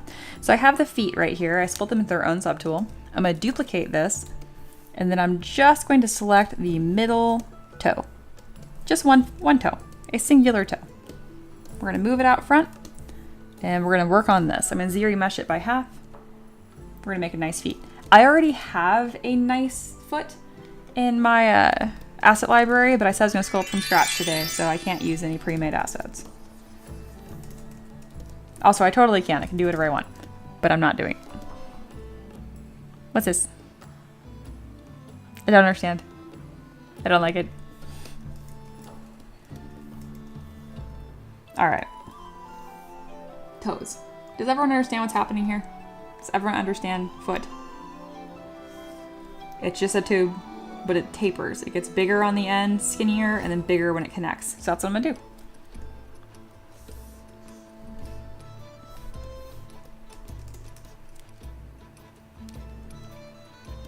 All right, we got a toe. We're gonna ZBrush by half. Ooh. That's a lot nicer than what I'm doing. I really like that. Yeah, look at the texture on the neck. It's like a turkey vulture, but monster. Ooh, my god, this is so good. What is this from? Diablo? I feel like I did not bought these. Anyway, really cool. Very, very distracted by that. Good job, Maniac. Alright, we're gonna do a little blob at the toe, or at the back, a little blob in the front. Blob, blob. Looking good. Alright, and now we're gonna think about other forms. So it looks kind of like a peanut right now. That's about correct, honestly. We're going to kind of taper that little side off, and then we're going to kind of have this go upwards just so it's easier for me to transition when I stick it onto the foot. And if you're wondering, like, okay, why are you sculpting just an individual toe? Why are you sculpting this like onto the foot? I don't know, I think this is a more complicated shape, and I kind of just want to have the control and the room over it. I'm going to add a little divot here, which is where I'm going to add the claw. It looks really weird. Why am I doing it that way? It makes it easier to like have it look like it's covering the claw as opposed to the claw just sticking onto the foot.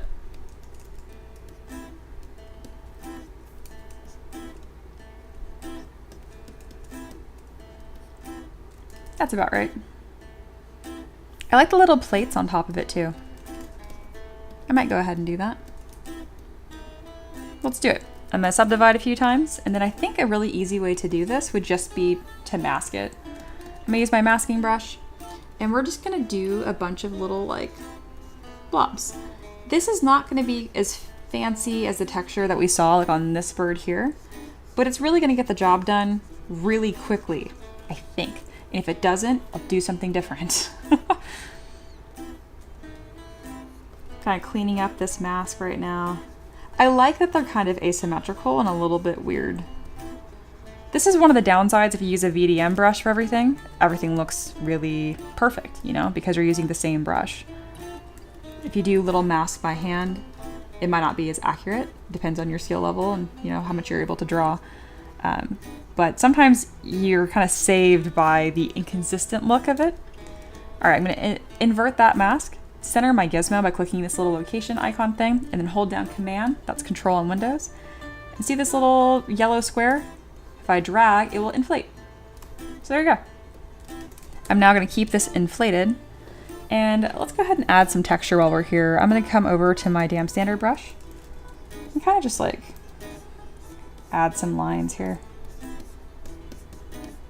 So all at once, we went through the primary, secondary, and tertiary stages on just this one toe. If you're thinking, but Mia, you said you can't do that.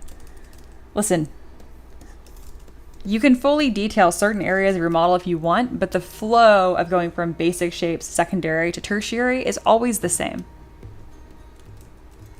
If you didn't go through that flow for an asset, that might be why it's looking a little basic.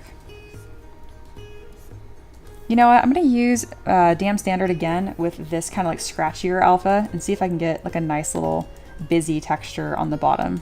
I'm gonna lower the intensity. Kind of, there we go. Toe, very weirdly detailed toe. We're gonna create the claw now. I'm gonna click Append, grab a sphere. I like doing claws because they're really, really easy. Bring that wherever you want. I usually have it in the center of my scene. We're going to extend it and then use two different deformers to create the claw shape. I can never remember if I taper or if I bend first. We're gonna do taper first. Taper the shape and then bend arc. And there you go. You got a little claw. It's taper first, apparently. Make sure you click accept and then you can put that claw into place. Just Lingual says, I think my stuff looks basic. Because I'm basic. Oh, Just Lingual, you're anything but basic.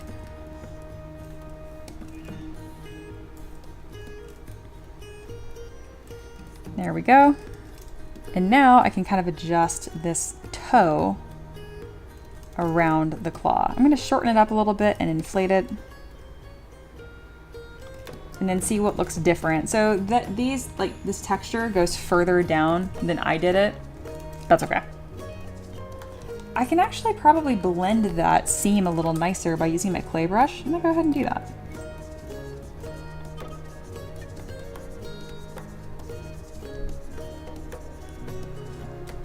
Kind of doing some messy sculpting here, but I like it. I'm also not fixating on this too much because I do have some limited understanding of the forms of this like claw. So I'm gonna go through the whole stage, in the whole process. And then at the end, I'm gonna do a little bit of a deeper review on what I could have done better. But I have to go through the stages first. Does that make sense? It looks good. But I feel like I've done this same claw many times before. And it's 8. All right, first we're gonna adjust the little foot we have here where it's connecting to the leg, kind of give that a better shape and a little more taper. There we go, kind of gives me something to put these toes on. There's also more of an arch. God, these are really weird looking. I like it. All right, we have a toe. I'm gonna go ahead and decimate this because it's currently 50,000 points. I'm gonna duplicate it a bunch of times, so I don't want that.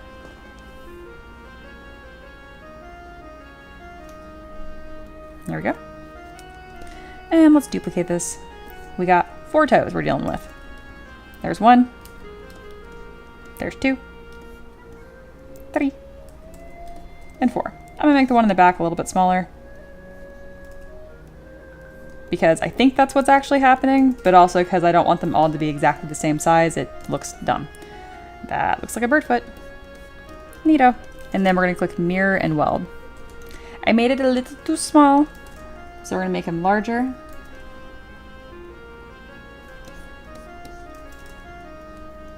And then we're gonna hide, so quite an improvement from the previous ridiculous toes. Let's go ahead and delete this. Why are these back toes not connecting to the foot? The back toes are betraying me right now. All right, there we go. A little manual adjustment here. Hello, back toes. There we go.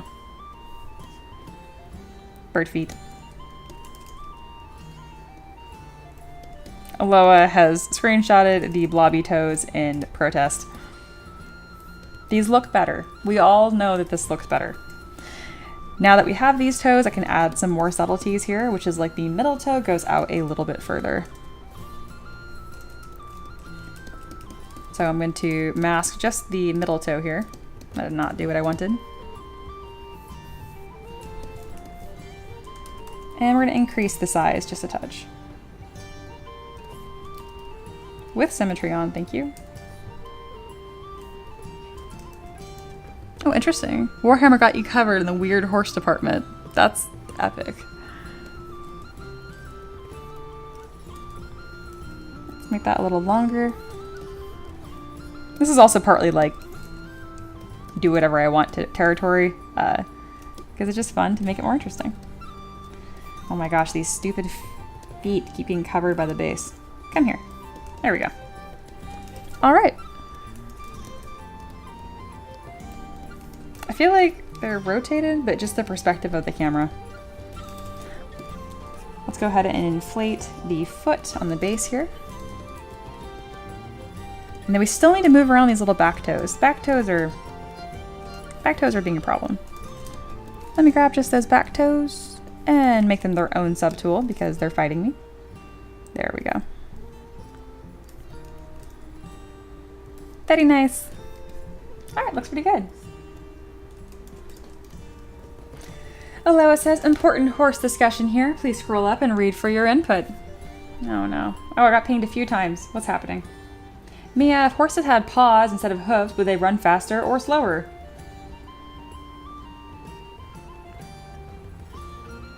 I don't know, they're pretty fast. They're also... Hooves got a lot of problems as it is. Look at those grippers.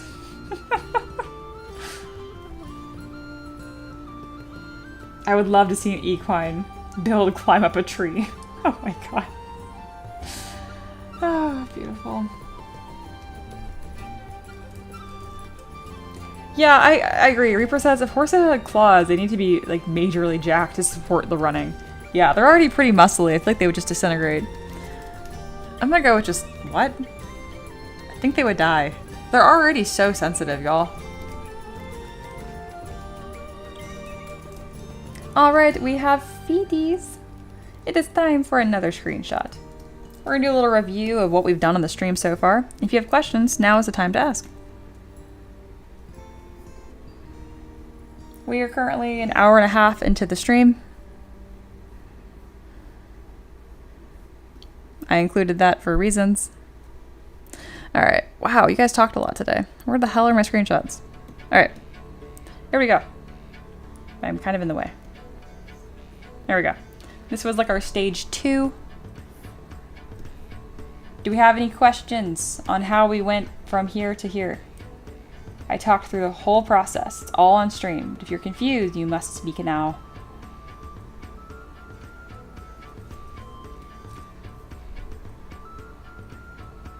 John says, I've always wondered, since horses' eyes are inside of their heads, were they ever prey?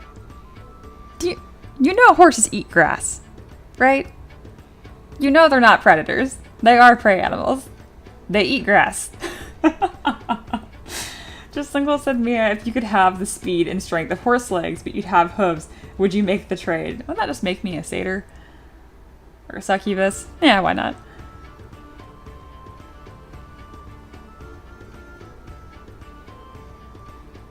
Maniac.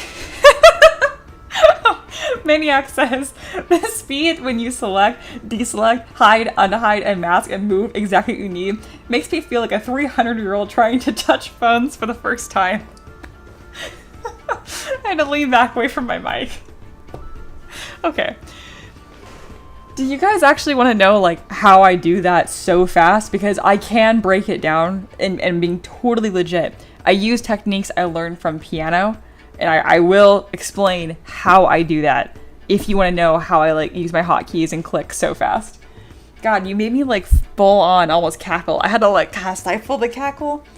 If something catches me off guard, I do like a legit like ha, like. Oh my god, you killed me. That was great. Very good. Anyway.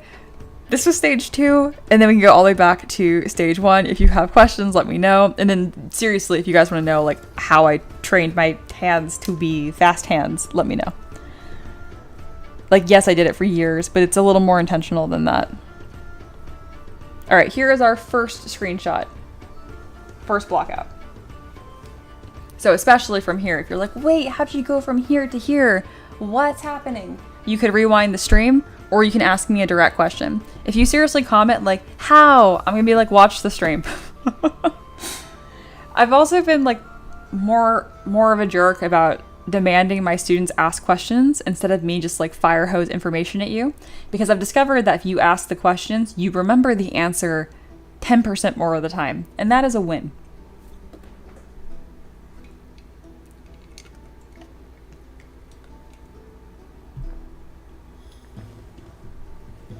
John says, well, that's the part. Well, yeah, like lions, mountain lions, wolves. They ate horses. Maniac says, yeah, I'd like to know for the gossip, but it won't help me. APM is like 5 at best. APM. Yeah, I can type really fast. At my best, I think my like words per minute was like 120. It was a spaz. Aloha says, scroll down. Okay, what are we doing? Oh, thank you. That's very helpful. Oh, wow, horse gorillas. What the heck? Those are cool as hell. Leave it to Blue Jester to find something cool. Blue Jester is Micah, for those that don't know. Well, bam, bam, bam, bam. Did you have to include this one, Aloha? Was this really part of the learning process? Bam, bam, bam. Wow, it's really satisfying. Damn, look at me go. I am really proud of that. What the fuck was I thinking here? It's so baby. Why do I make everything a baby and have to de-baby it? Whatever. As long as I know how to fix it. Okay, anyway.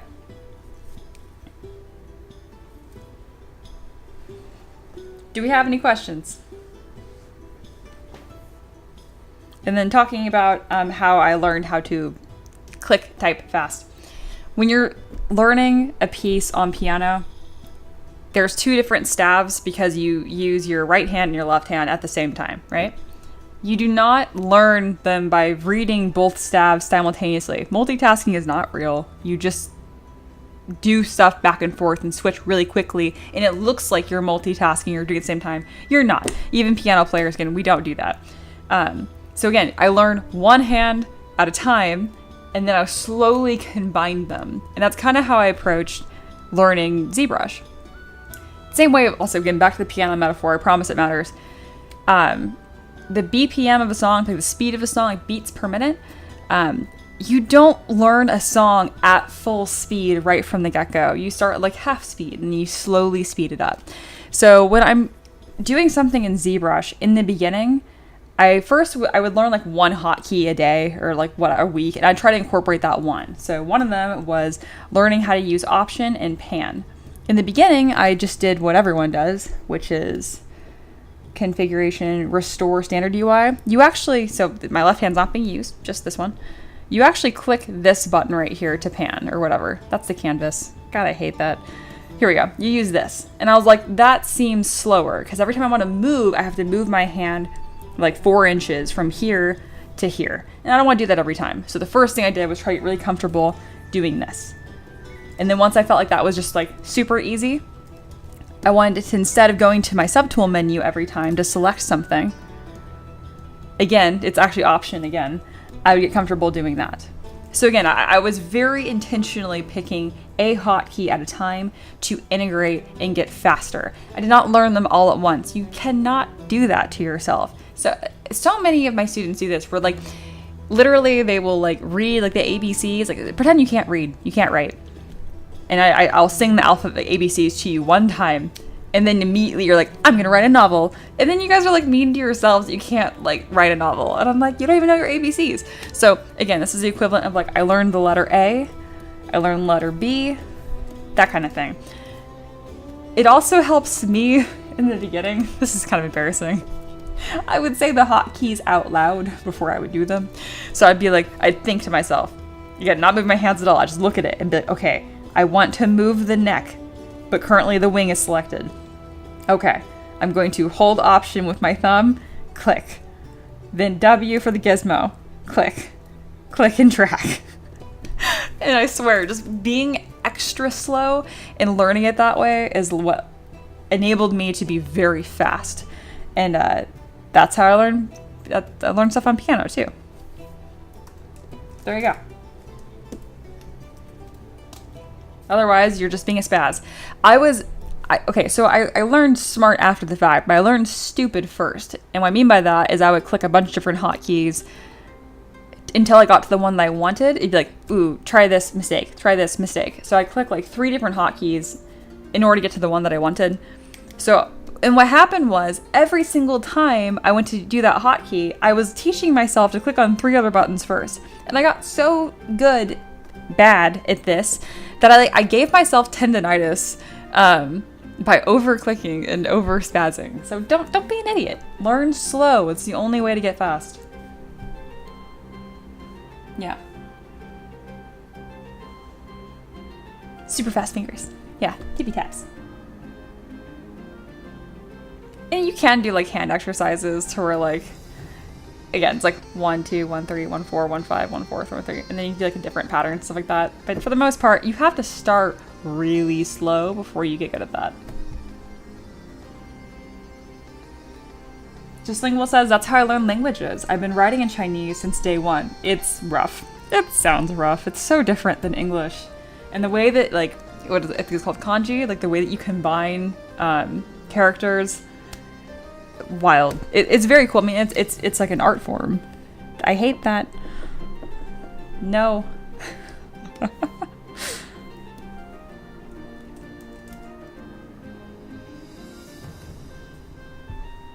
Aloha says, either be a musical student for instrument playing or be absolutely cracked at competitive games like me. That checks out. That checks out. I never connected that, Aloha, that you would also be good at competitive games. That makes a lot of sense.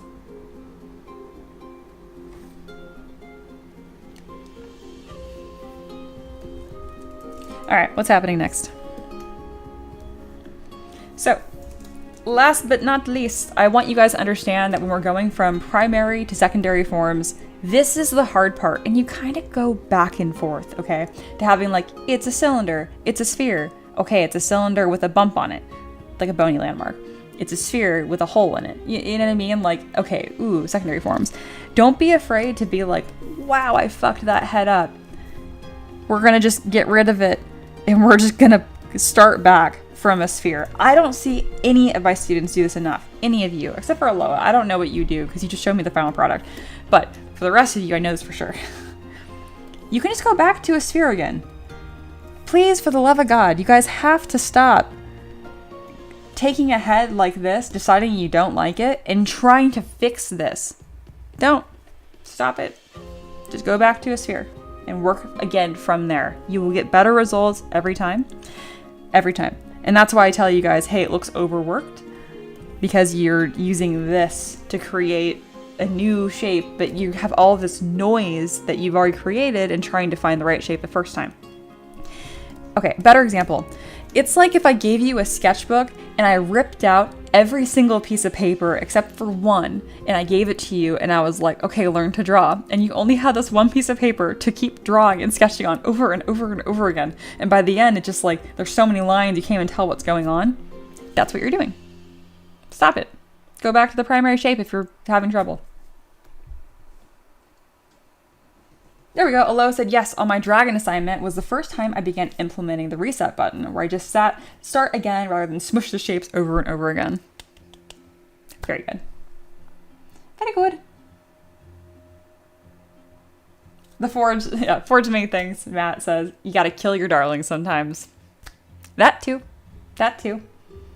Y'all are a lot more attached to your art than I am. That's one thing. Like, I think it's very sweet. Kill your darlings. I love that. I'm also like, I don't like it until it's done. I'm like, yeah, you're fine. I have fun with like the literal moving of clay. I don't know. There's something in my lizard brain that's like, ooh, blob, blob, blob, blob. I like that motion a lot. Yeah.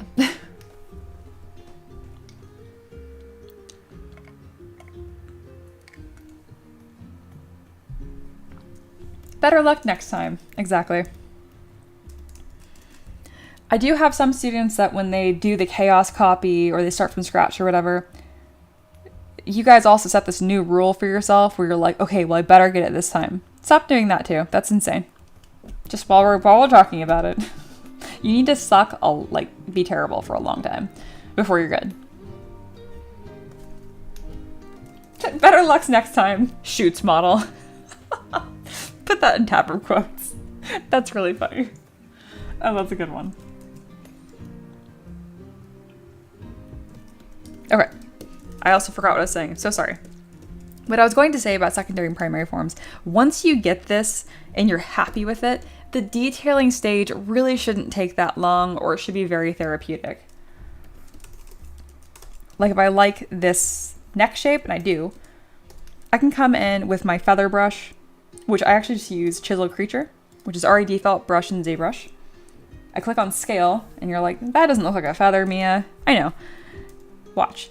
If you change the intensity, decrease it, and increase the focal shift, which is the blend, the way the brush blends into the existing mesh, and you mess with it until you remember how to do this technique that you're trying to show people on stream.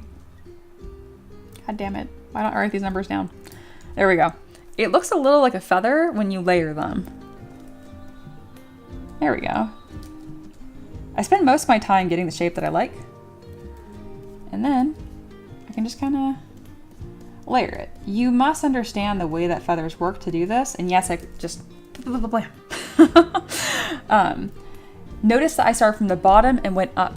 If I try to do the same thing from top to bottom, I'm going to run into more problems because when you grab the same... Here, we get this effect. So, just know when you're layering, you probably want to start from the bottom, but not always, because there's always exceptions to the rule.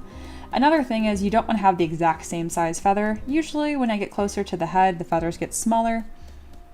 One, I like that the detail is more dense at the top, draws more attention to the face, which is where the focus usually is. And then two, that's what actual animals look like, the feather heads. The head feathers are smaller than the body feathers. One mistake I have here, though, is that look how they're equidistant apart. Like the distance between this one and this one, they're about identical, and that's just muscle memory from me. I don't mind that I do that because I do it so freaking fast, but I do come back in later and I will intentionally add some like noise and some stuff that's kind of like in the wrong area. I'll even let some of these like deform other spots and look bad, just to have some variety. Sometimes you do need to add like a little bit of a mask though to prevent it from messing up other feathers. So yeah, well bam, feathers.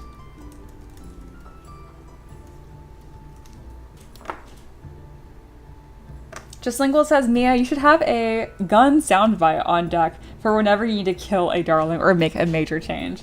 I don't mind that idea. I feel like that's gonna be like really cheesy, and when I start doing sound bites, I will never stop. Hasn't started yet, but when it does start, it will not stop. Very good. Oh, and the stupid shoes. I forgot about that. Anyway.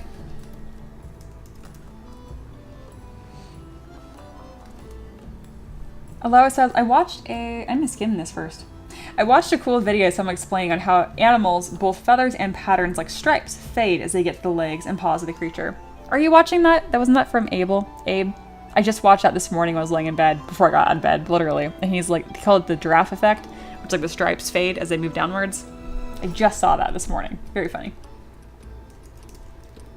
It is pretty much what I did, but almost kind of in reverse. Or no, I guess not, because it's texture. And the textures get bigger and more and softer as I move farther down.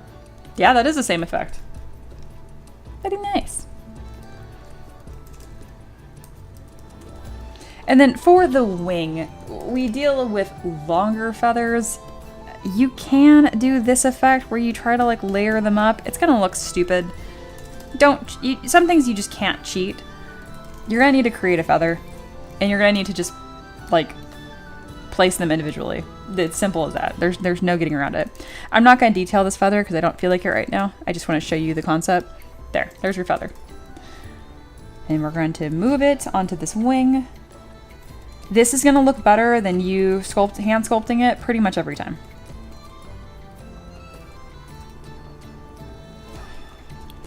Generally speaking, if what you are sculpting is multiple pieces in real life, and you're trying to sculpt it as one piece, you're gonna have a bad time. Okay? So if I'm trying to sculpt a wing as one piece, I'm gonna have a bad time, because there's individual feathers.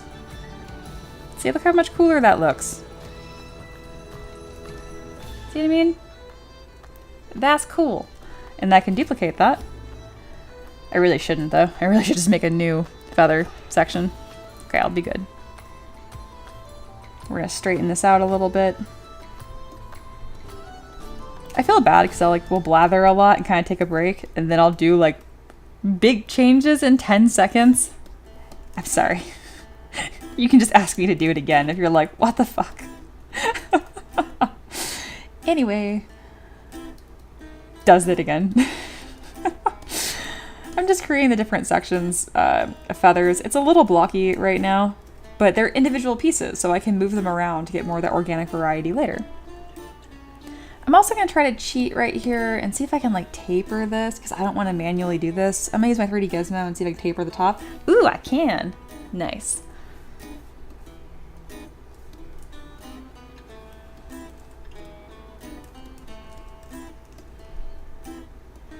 And there we go. We got like a little wingy shape going on. I'm going to do bend curve again on this section. Also, these birds cannot fly, so I don't want to hear it about like, the feathers should be like this. I don't care. It's a dino bird. He's whatever I want, and he's beautiful. I'm about to make these wings parrot colored, honestly. Okay, I got a little out of control with those last bit of feathers. I like it.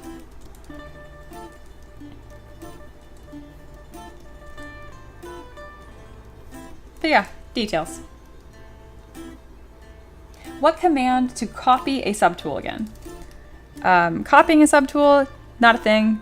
If you want to duplicate it, it is Command Shift D, as in duplicate, or this button right here, Duplicate. Ta-da! Wait, so this burb is human size? Yes. Yes, sir.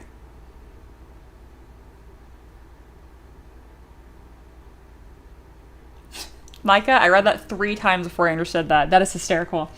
Micah says, also, if you're sculpting one piece, prepare for over 1,000 episodes before you're done.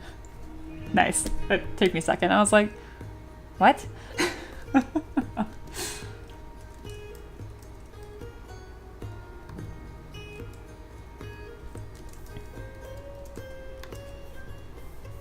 Ah!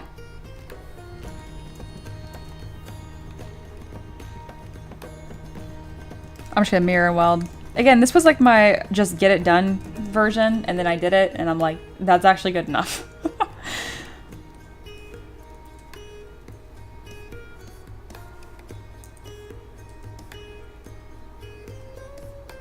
That's not parrot colored.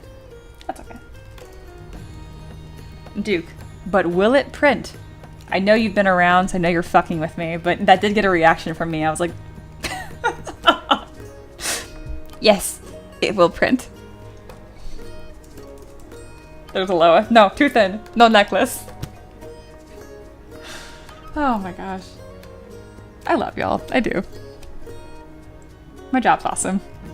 Okay, back to complaining about you guys. I need to do the tail as well. We're gonna grab, I'm just gonna duplicate the entire wing.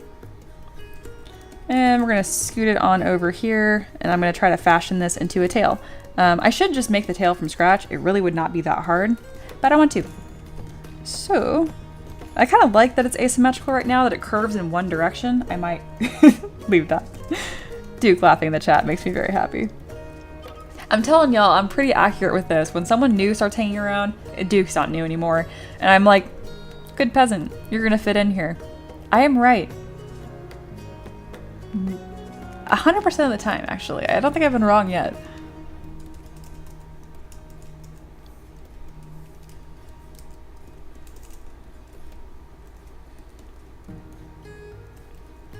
It also doesn't help that I tell you guys explicitly what annoys me. And then you use it against me and I'm like, shocked. Yeah. It is what it is.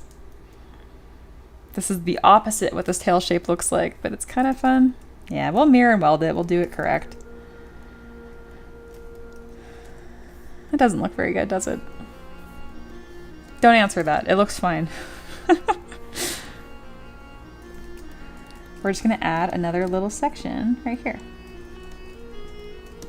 By the time I'm done fiddling with this, it would have been the same if I just did it from scratch. Actually, no, we're doing pretty good. All right, I'm gonna make that a little bit wider, and let's stack this up. Ooh, way too many times. Help! Wheel of Chaos for bird. I was literally gonna be like, okay, I'm gonna go on break. All right, let's do it. Ink. Just lingual, the way that I know that you're never gonna pick like a Q&A.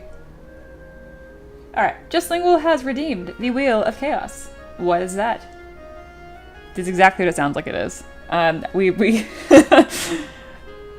am not a good advertising person. Alright, for $5 you get to spin this and it just has a bunch of nonsense on it that affects the sculpt live. So thank you Just Lingual for the donation. Let's see what this does.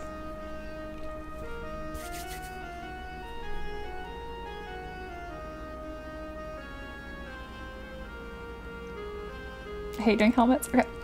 Helmet of Confusion. What is my full explanation of that? I have to write them down because I forget. Add a helmet that clearly does not belong. A saucepan, a bucket, a fruit bowl. Go nuts. Just Lingual says, you can take a break if you need. No, I'm fine. I'm just being a whiner. Don't worry about it. But yes. Helmet of Confusion. Inspiration may include, I think a bucket would actually be really cute. Let me know what you guys think.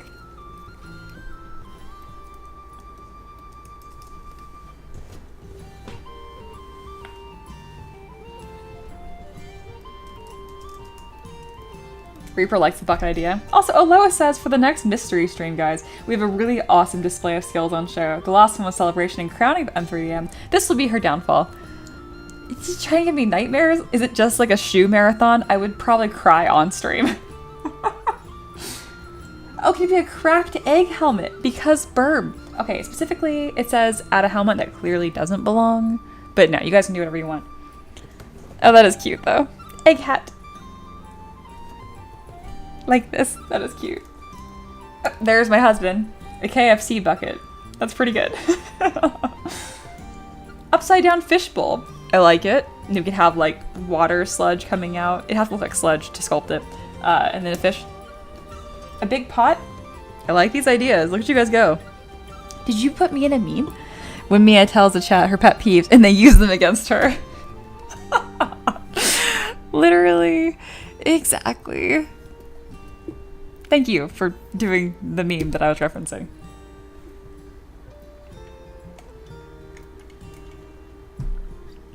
Alright, Justlingual, you have a lot to pick from.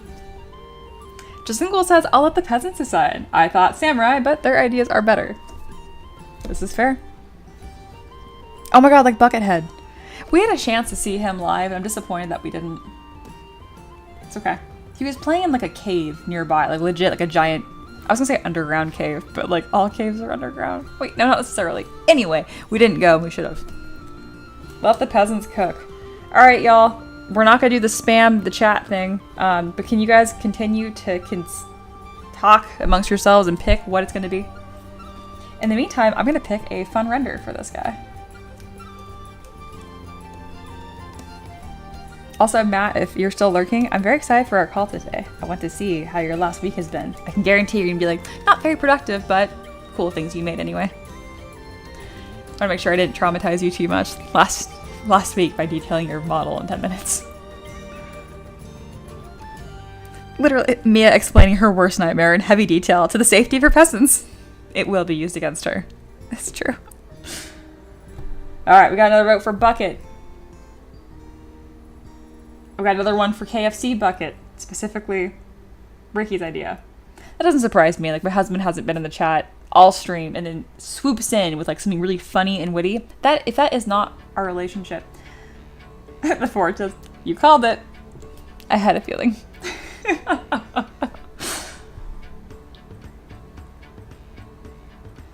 Yeah, all in favor of KFC Bucket, say aye. I like that too because it's a really easy bucket.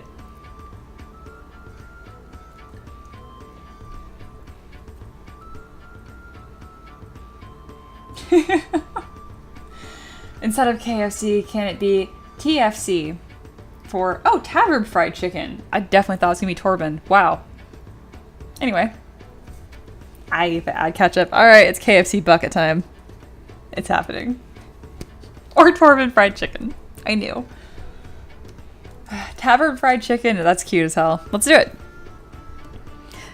To sculpt the bucket, you start with the cylinder. This is a tavern bucket, but it will still be KFC reddish. What the hell does a KFC bucket look like? Oh, it's white. Whatever. Red. Justlingual, this is fun. Why is the ketchup so important? I don't understand this. You guys don't have ketchup on your fried chicken, do you? Like, ew. Anyway, there's a bit of a taper, as you can see, in the KFC bucket. We'll go to our 3D gizmo and add a nice little taper. It's very important that you taper the top outwards and the bottom inwards. I'm being ridiculous, but I am serious. This is how you model a bucket. Anyway. And then on the outside, there's a little bit of a brim at the top. This is essential. We're going to use our Z modeler brush, hold spacebar over a polygon, and then go to extrude polyloop. Do not be afraid of all the options. All you need is extrude polyloop. Bam. We now have a rim to the bucket. The bucket now must actually have, you know, concavity to it. So we're going to mask all these little spots on the inside. That was satisfying. I masked that holding option. Hold spacebar again. We're going to do inset polygroup island. Click and drag. And last but not least, we're going to extrude polygroup island. Well, bam. We're going to ignore the fact that it's cutting through on the sides. We're going to make it this deep. Amazing. Put your logo on it. I could. We're now going to subdivide a few times. And then we're going to Dynamesh. That way we have a lot more pixel density. And last but not least, we are going to import a brand new alpha, which is thanks to Aloha. Aloha sent me my logo as an alpha. So now, I put it on the Z brush. That's going to break that. That's okay. I'm going to go to Dam Standard, select the M3DM alpha, and then go from dots to drag rectangle. We're going to pick white, and then we're going to click and drag. Intensity super high. Apparently RGB intensity doesn't want to work. That's fine. Oh, it's going to look really busted.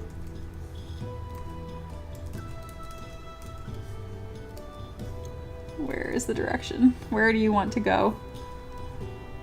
Okay, it's being a little backwards. You know what? I'm not even going to fix it. We have this on this side, and we're going to paint it white. And then on the back, we're going to TFC, Tabard Fried Chicken. We're going to do it in fancy Mia writing. There's our T, Tabard Fried Chicken. F.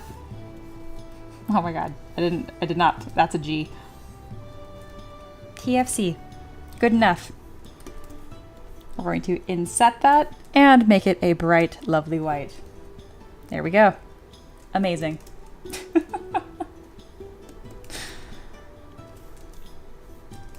I also feel like we need to put some stripes on here, so I'm just gonna really quickly add some stripes. All chaotic like. Going to inset those a little bit and make them a lighter white. It looks a little fucked up. Don't worry about it. All right, this is the most important moment, guys. Bucket hat descending. Bam. It was in the wrong spot. I'm sorry.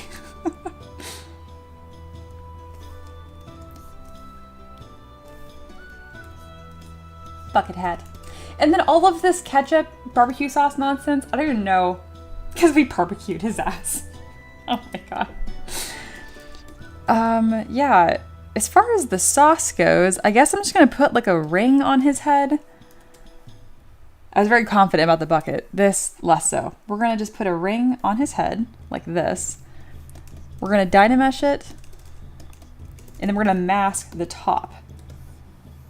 All right, from here, we're going to go to Snake Hook, and we're going to enable Sculptress Pro. Did you actually do the thing? No. There we go. And this will be the barbecue sauce. To make it actually look ooey gooey and stuff, you can inflate the ends of it.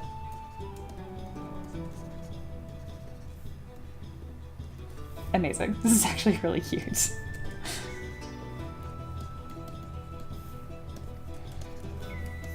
All right, how are you liking it?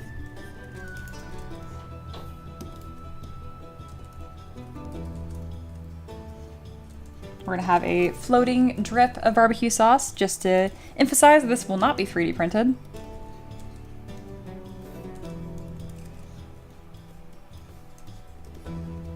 Behold. Don't say that, Aloha. Paige says, Mia, I just got back. What the fuck is happening? Oh, you know. Caverb stuff. Just Lingual donated and spun the Wheel of Chaos. And we got Helmet of Confusion. So they chose a helmet, which is a KFC bucket. TFC bucket, thank you. Tabard Fried Chicken. And here we are. Tennessee Fried Chicken. Official final model. Yes. I'm so glad that every single time the Wheel of Chaos has been spun, it's been worth it. Because there was a few times the D20 Destiny was like, okay. You know, like we were cool because we're super fun. But it was fine. I feel like the Wheel of Chaos is definitely an upgrade.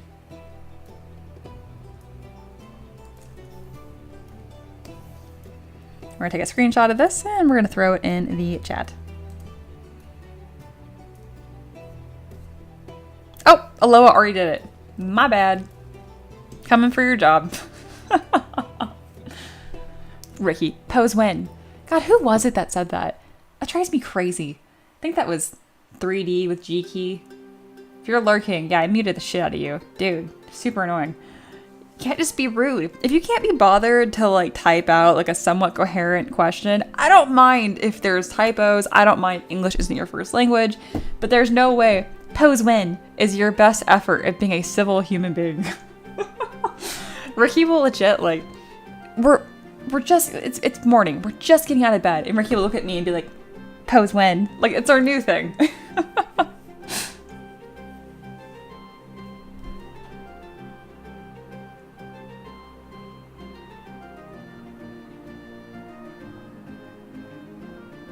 Oh, that's so weird. Aloha said they were also live streaming whilst in chat, just sitting in ZBrush not doing anything. That's so weird. I didn't know that. Yeah. Nope. This is gorgeous. Mwah.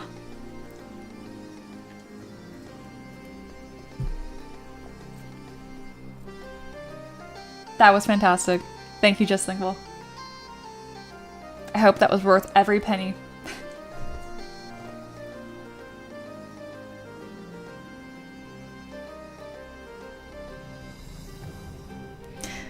I think it's break time. It is time. I'm gonna go on break. This has been super fun. Thank you guys. And then we're gonna jump into happy hour. I see I got stuff from Paint and Empress to get to. Very excited. All right. If you haven't already, like the stream. If you're having a good time, subscribe. We do this all of the time. Seriously. If you want to learn how to 3D sculpt, I do teach. I have a lot of students that are honestly just huge success stories. I'm so proud of you guys. You don't have to have prior experience, but you do need a copy of ZBrush. Somehow. I don't care how you get it. Just kidding. Anyway, I will see you guys in about 10 minutes, 15 minutes or so. Alrighty. Take care.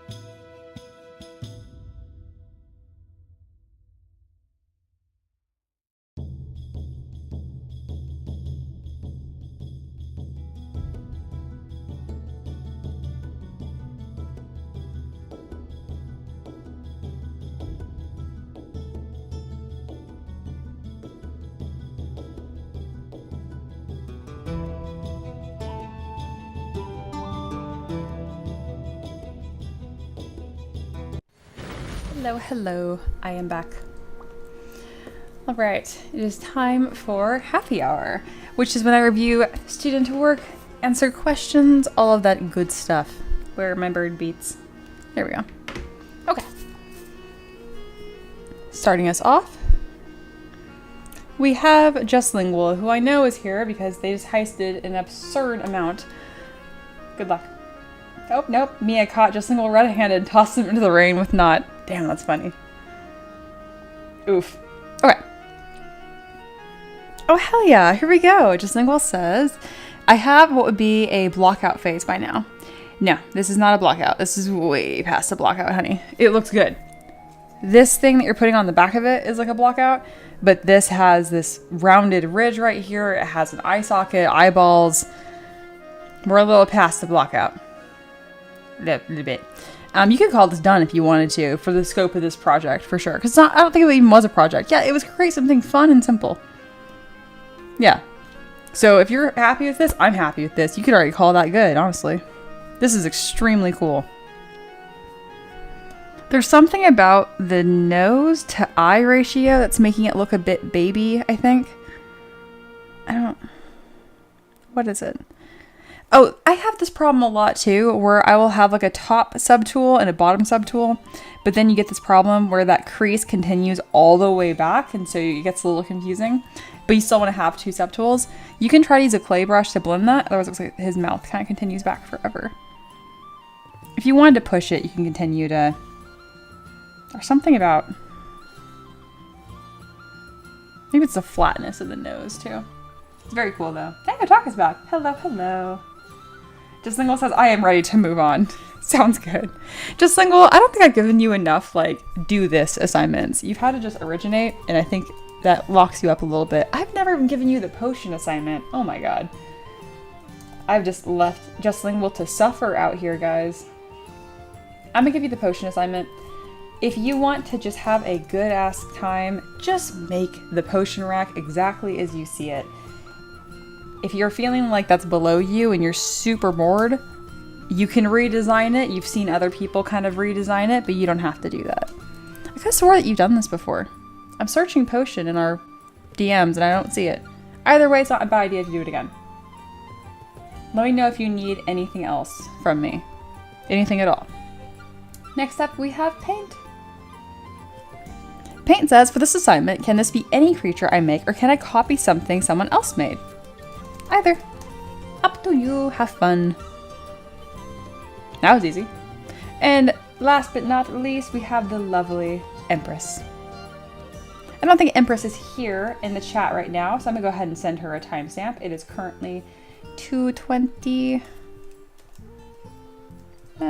2 hours, 20 minutes, and we'll say 30 seconds. Real exact. I'm gonna wait 15 seconds. I can give her a nice big hello, Empress. 5 seconds. And that's good enough. Hello, Empress. I am reviewing your lovely magic staff assignment here. And sure enough, you remixed it a little bit. I'm really excited about that. You said, here's my first attempt at completing the assignment. I had originally meant to follow it exactly, but the hands and the brain did the thing, and this with the stuff, and this was born. So, I saw this, and I was actually a little, like, floored at how good some of these, like, side wood textures are looking. Pretty awesome. There's something you can do to take this even farther when you're dealing with stylized wood, because this right here is more of like that tertiary texture, right? Well, let me type in, like, I don't know, blizzard wood stick. Is it gonna know what I'm talking about? No. Can someone help me with this? There's a certain style of, this is what I'm trying to do. Like this World of Warcrafty themed, here we go. I knew I'd find something that was doing what I'm talking about. It that big, that's what we're gonna do. Wow, that sucks. Okay, anyway. When you deal with like stylized wood like this, which you're starting to kind of do here, you really benefit by taking that trim dynamic brush or a plane brush or any hard surface brush, actually kind of blocking out some planes, because on the edge here, we're getting a little rounded, right? Like if we look at just this area here, just here, nowhere else, can't super tell what it is. We're kind of getting a little snaky, a little wobbly, but the whole thing reads really well. I'd also encourage you to make these rings different sizes, just so it looks more interesting. You don't have to though. Love the egg inside of it, or whatever orb gem thing that is. But yeah, my only recommendation is to introduce some planes. You kind of did that here. You have that hard edge, and this is really successful. I know Aloha is probably freaking out in the chat, like, this is fantastic. If that didn't make sense, let me know. I'm always happy to repeat myself in a new way. Yeah, let's go, Empress. I knew it. Awesome. This is really cool. I don't know, you said this is my first attempt, so yeah, if you want to do it again, do it again. Just make a bunch of stabs, honestly. But don't take any of the feedback I gave you and feel like you need to redo anything. You don't need to do that. This is great. This can just be left alone. Ooh, you should save it in your asset library. So decimate it down a little bit. I move my hands like I have super long nails. I've never even had acrylics. Anyway, weird habit. Okay, save it. It's really cool. Oh, and there's Matt. Did the normals get flipped on those rings? Did they? I don't think so. It's just a metal texture on them. It does kind of look like the normals are flipped though. But no, it's just metal. Ooh, which means that Empress has two different poly paint matte caps or whatever. Good, anyway, good job. Cannot talk. Meep.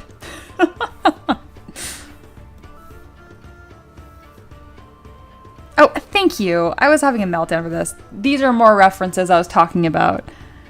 You knew exactly what I meant. Yeah. This one especially. Mostly this one. Yes. Thank you.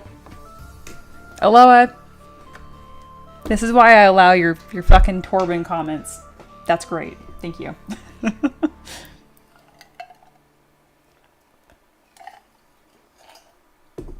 Okay. The brain is kind of shutting down right now. I'm happy though. So I'm happy to answer questions. Oh, I have not saved this even once. So let's go ahead and save our Dino bird. I shall call him Dino bird. +1 Torben comment allowance. Oh my god. Okay. I'm not going to initiate a fancy Q&A mode. I'm just going to ask you guys. Do we have any questions? Do we have anyone that's even new, lurking? Ask questions. And it can be about business. That's fine. Have coffee.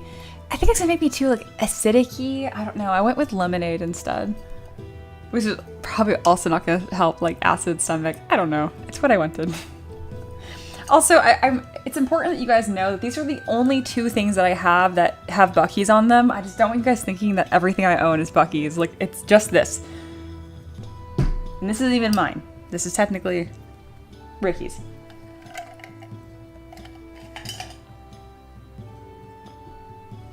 Aloha says, Mia, if we have spare time and no student has an important question, it's going to be a stupid question. I already know.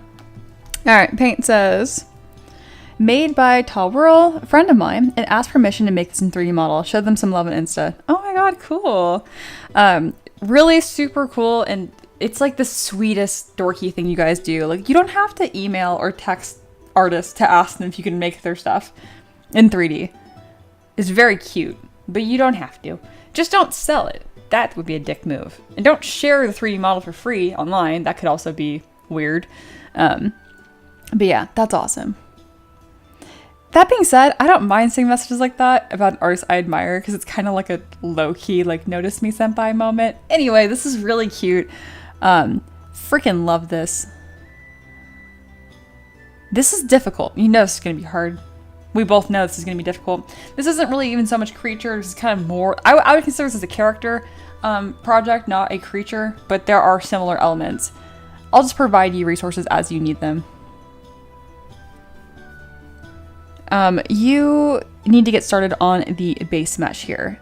Again, you can try tackling it from scratch again, but I also recommend modifying a base body to start with. The most challenging part here is going to be the legs, and because this is in 2D, there is some fuckery happening with the feet right here. It looks quite good in 2D. I could see this being a little challenging in 3D, potentially. I do love when you happen to have a front and a side view. Just play around with it to what's going to look best. There's a lot going well here, so 100% difficult task for this. Yes, it's hard. Yeah, I love that. Very nice. All right, Aloha has a real question maybe. I'd love to look at the serpent you did again.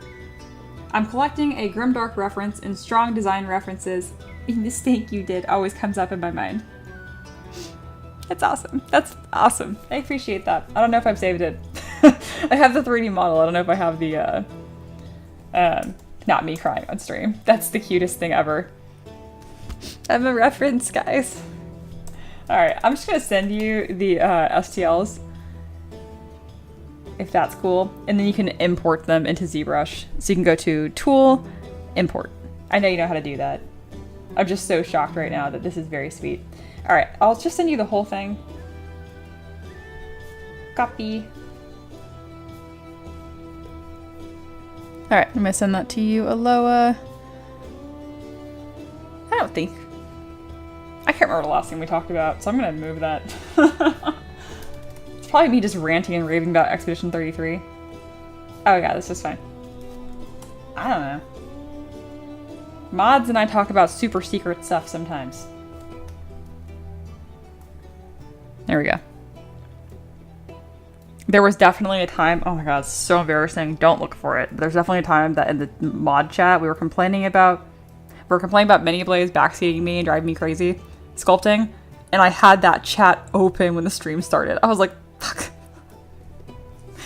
Anyway, what are you gonna do?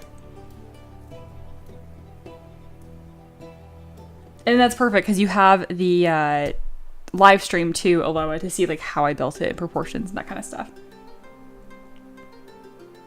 But thanks. That was nice.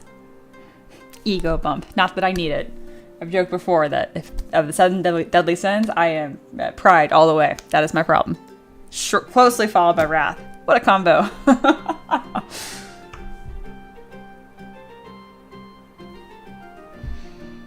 Neat. Any other questions?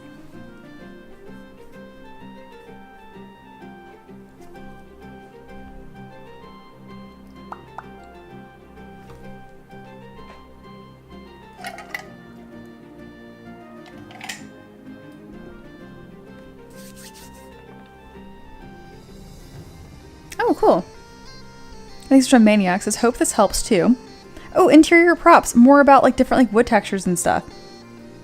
You guys, you know how much I like aggressively appreciate when you guys rally together references. Like I'll say something for a student and then you guys like do this. This is why I like reviewing stuff on stream because you guys are fantastic. Aloha says, Mia, will we ever see an Expedition update? No, I did, and it's one of the few streams that like, you came in late or something. But yeah. I am at the part where there's a huge boss fight coming up, and you can just like walk straight up to it, and Mael is like, oh, it's kind of nice, we can just kind of take a straightforward approach. And my dumb ass was so tired, I'm like, you know what? I don't even feel like exploring. I'm just gonna like, go to this boss. And as you know, I got my ass absolutely handed to me. It was traumatic. It was awful. It was so bad.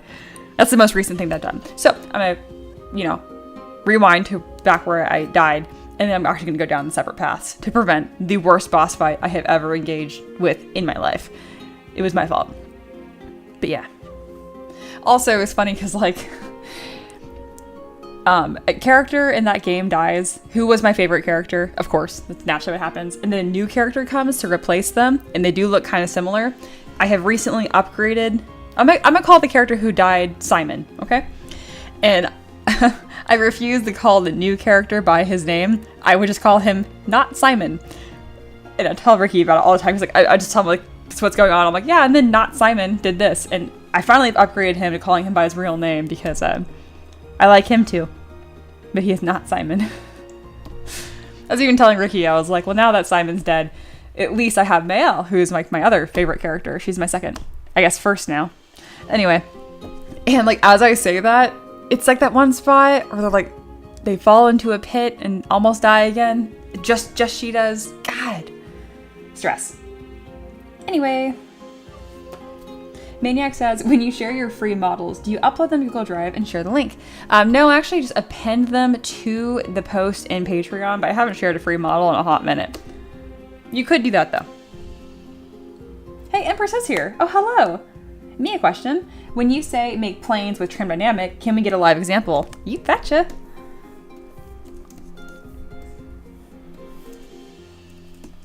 So this is one of the instances where you don't want to be super low poly. You want to get in there and subdivide a few times. We got a tube, right? I'm going to take my trim dynamic brush, I'm going to click, and I'm going to scribble a little bit. You're not going to click and drag. I mean, you could, but you're going to get this. You're going to click, scribble, real light, okay? And you can go with a bigger draw size if you want, and really just kind of like be intentional of where you're kind of adding these planes. If it gets really mushy, you can come through with H polish on those planes you're trying to create and make them a little more confident. Honestly, I think H polish might just be the better brush for this.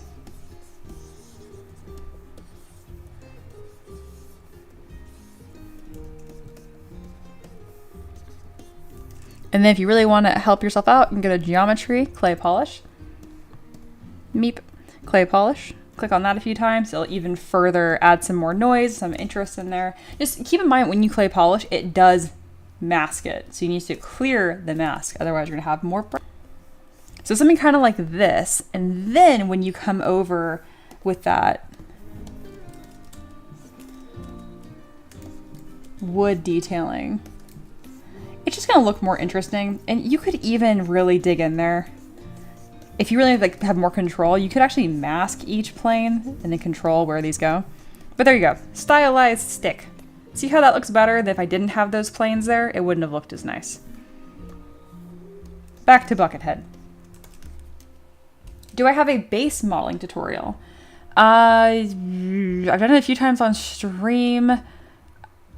Like a human base or like any base? Because technically I did that today. I showed how to sculpt a base.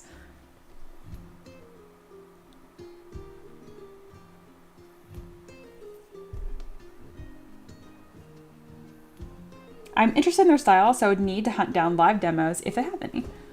Oh yeah, because Blizzard does really stylized, hand-painted stuff. Yeah, it's pretty much more or less what I did, and then that orb brush pack that's free would be a benefit. You mentioned you had trouble extracting that, I remember. So I have a different download link for you through Gumroad. This one might help you more, Empress. And this is at Empress, but really it's at all of you. What's this? Wholesome. I'm making this into a project for my class. Wanted to ask for permission / blessing before doing this. Also shared your stuff to my mentor and viewers that the mentor has on YouTube. Oh, thank you. Oh, I love that. That is wholesome. Well, if they ever watch this, hi, your stuff is awesome. And yeah, blast that and self-promo. I mean, technically paint, it's not you self-promoing. You put that wherever you want. But if they happen to join the server, then yes, they can share their stuff anytime. Or just share your art. If you're not selling something directly, you don't have to be banished to self-promo. You can share and share your art. You're welcome, Empress.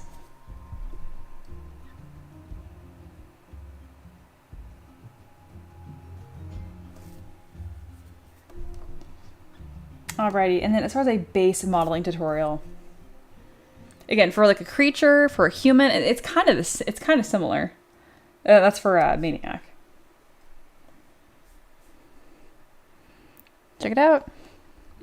For my upcoming Grimdark collection, I have a very specific set of references I find compelling. Mia has made onto the list with these models I find myself revisiting a lot. Oh, that was fun. Yeah. It's for the woods, the snake. Oh, really? The Astral Sorceress? I'm glad. That was fun. Also, did you guys notice we have thumbnails on all of my videos on YouTube now? Fancy. Hell yeah. Okay, the bird. Why did this come out so good? Maniac says, no, I mean bases for minis. I've only seen you import. Oh, holy crap.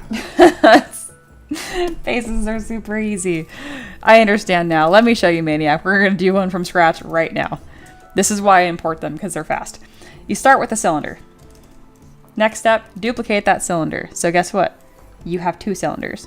The cylinder on top, you're going to Dynamesh and make it a little bit smaller. This one doesn't look very good, obviously. We're going to do a couple things to fix that. We're going to make sure our gizmo is centered, and we're going to taper it. Taper it out on the bottom, taper it in on top. You want this line to be pretty much straight. Subdivide a few times. There you go. You now have a nice base. You want to make sure the bottom perfectly flat. Hold down Command, click and drag right here, and you're now perfectly flat on the bottom. We now have this top piece, which we can do whatever we want with. Let's make it grass, because I love me some grass. We're going to divide. Actually, no, we're not. We're going to smooth the edges down, and then we're going to divide.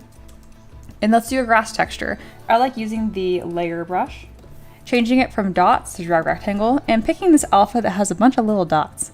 Any of these, honestly, just some noise. Make sure back face mask is enabled, and you click and drag a few times. Nice.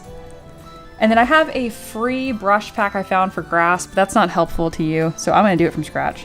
We're going to create some actual grass strands. So we're going to take a sphere, stretch it up, use bend curve, and kind of, just like that.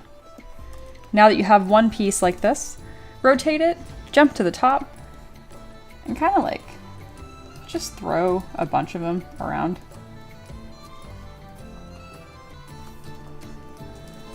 And you can even duplicate that and kind of offset it again. There you go. Congratulations, you have a grass cluster. These are really cool because you can go to auto groups and then move topological, and you can grab individual pieces and move them around. We're gonna make that smaller, stick that in the base, and let's just put a few of them down here.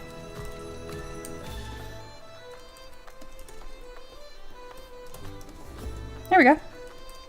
There are some grass pieces. What else do you want? A rock?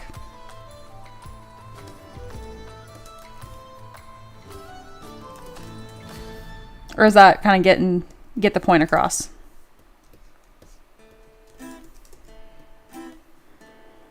If you do want to add a rock though, just import a cube, subdivide a few times, come in there with your trim dynamic brush. I actually like to skew it a little bit with the gizmo first.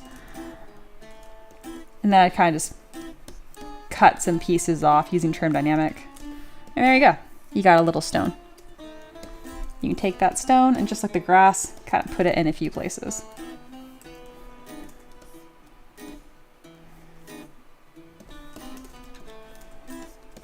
I like to make one really detailed base, and I'll call it like the master grass and rock base. And if I want to import this, I can remove pieces to make it more simple. But there you go. There's a base. Which I can't believe you've never seen me do a base on stream. Sorry about that. I didn't know anyone wanted to see that.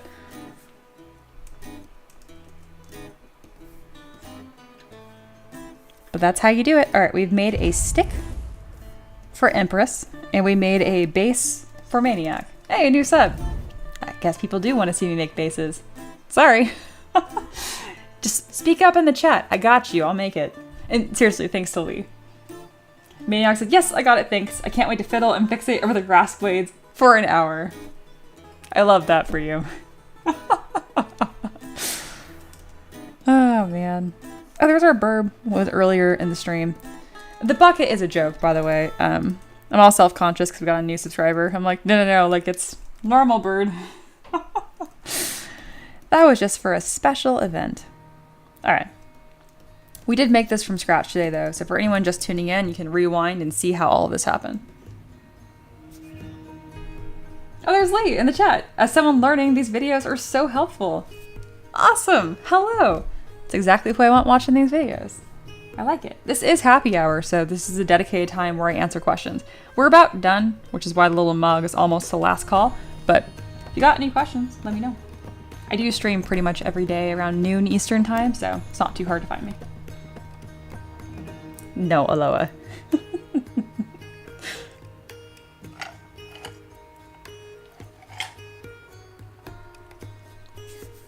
Almost out of lemonade. This means the stream is almost over. I had a great time with you guys today. Kind of had a little bit of a break there where I did 2 streams back to back that were just Q&A focused, and then today sculpting this Dino bird from scratch was really, really enjoyable.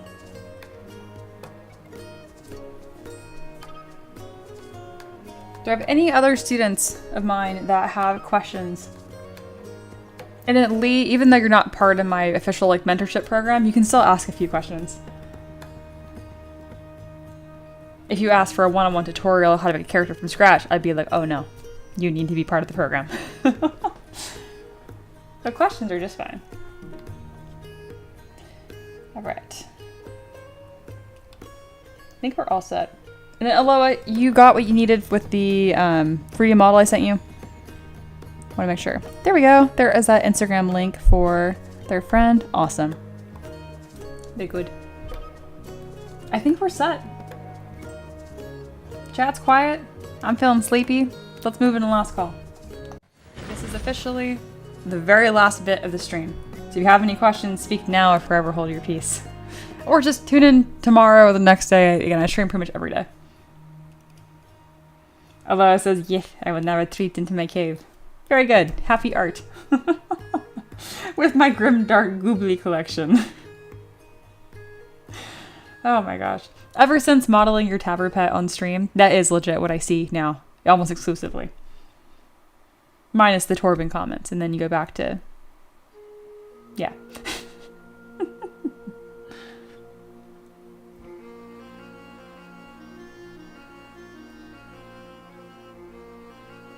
Trying to think what I'm gonna do after today's stream. Yesterday was such a like violently productive day. Like it was wild. I got a ton of like normal work stuff done and then a ton of yard work done too. And now I'm tired and want to do nothing today. Is what it is.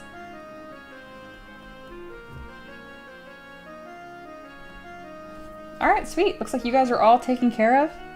If you're listening to me while you're at work, sorry, you have to just focus on work now or find another streamer. The stream is officially ending. I had a great time with you guys today. If you haven't already, like the stream on your way out. It really helps. And then if you like the vibes and stuff, consider joining Discord too. It's free. And we'd love to have you there. A ton of different artists. A lot of 3D artists, but we have quite a few 2D as well. So yeah. Alright, y'all. I will see you tomorrow. Take care, okay? Bye.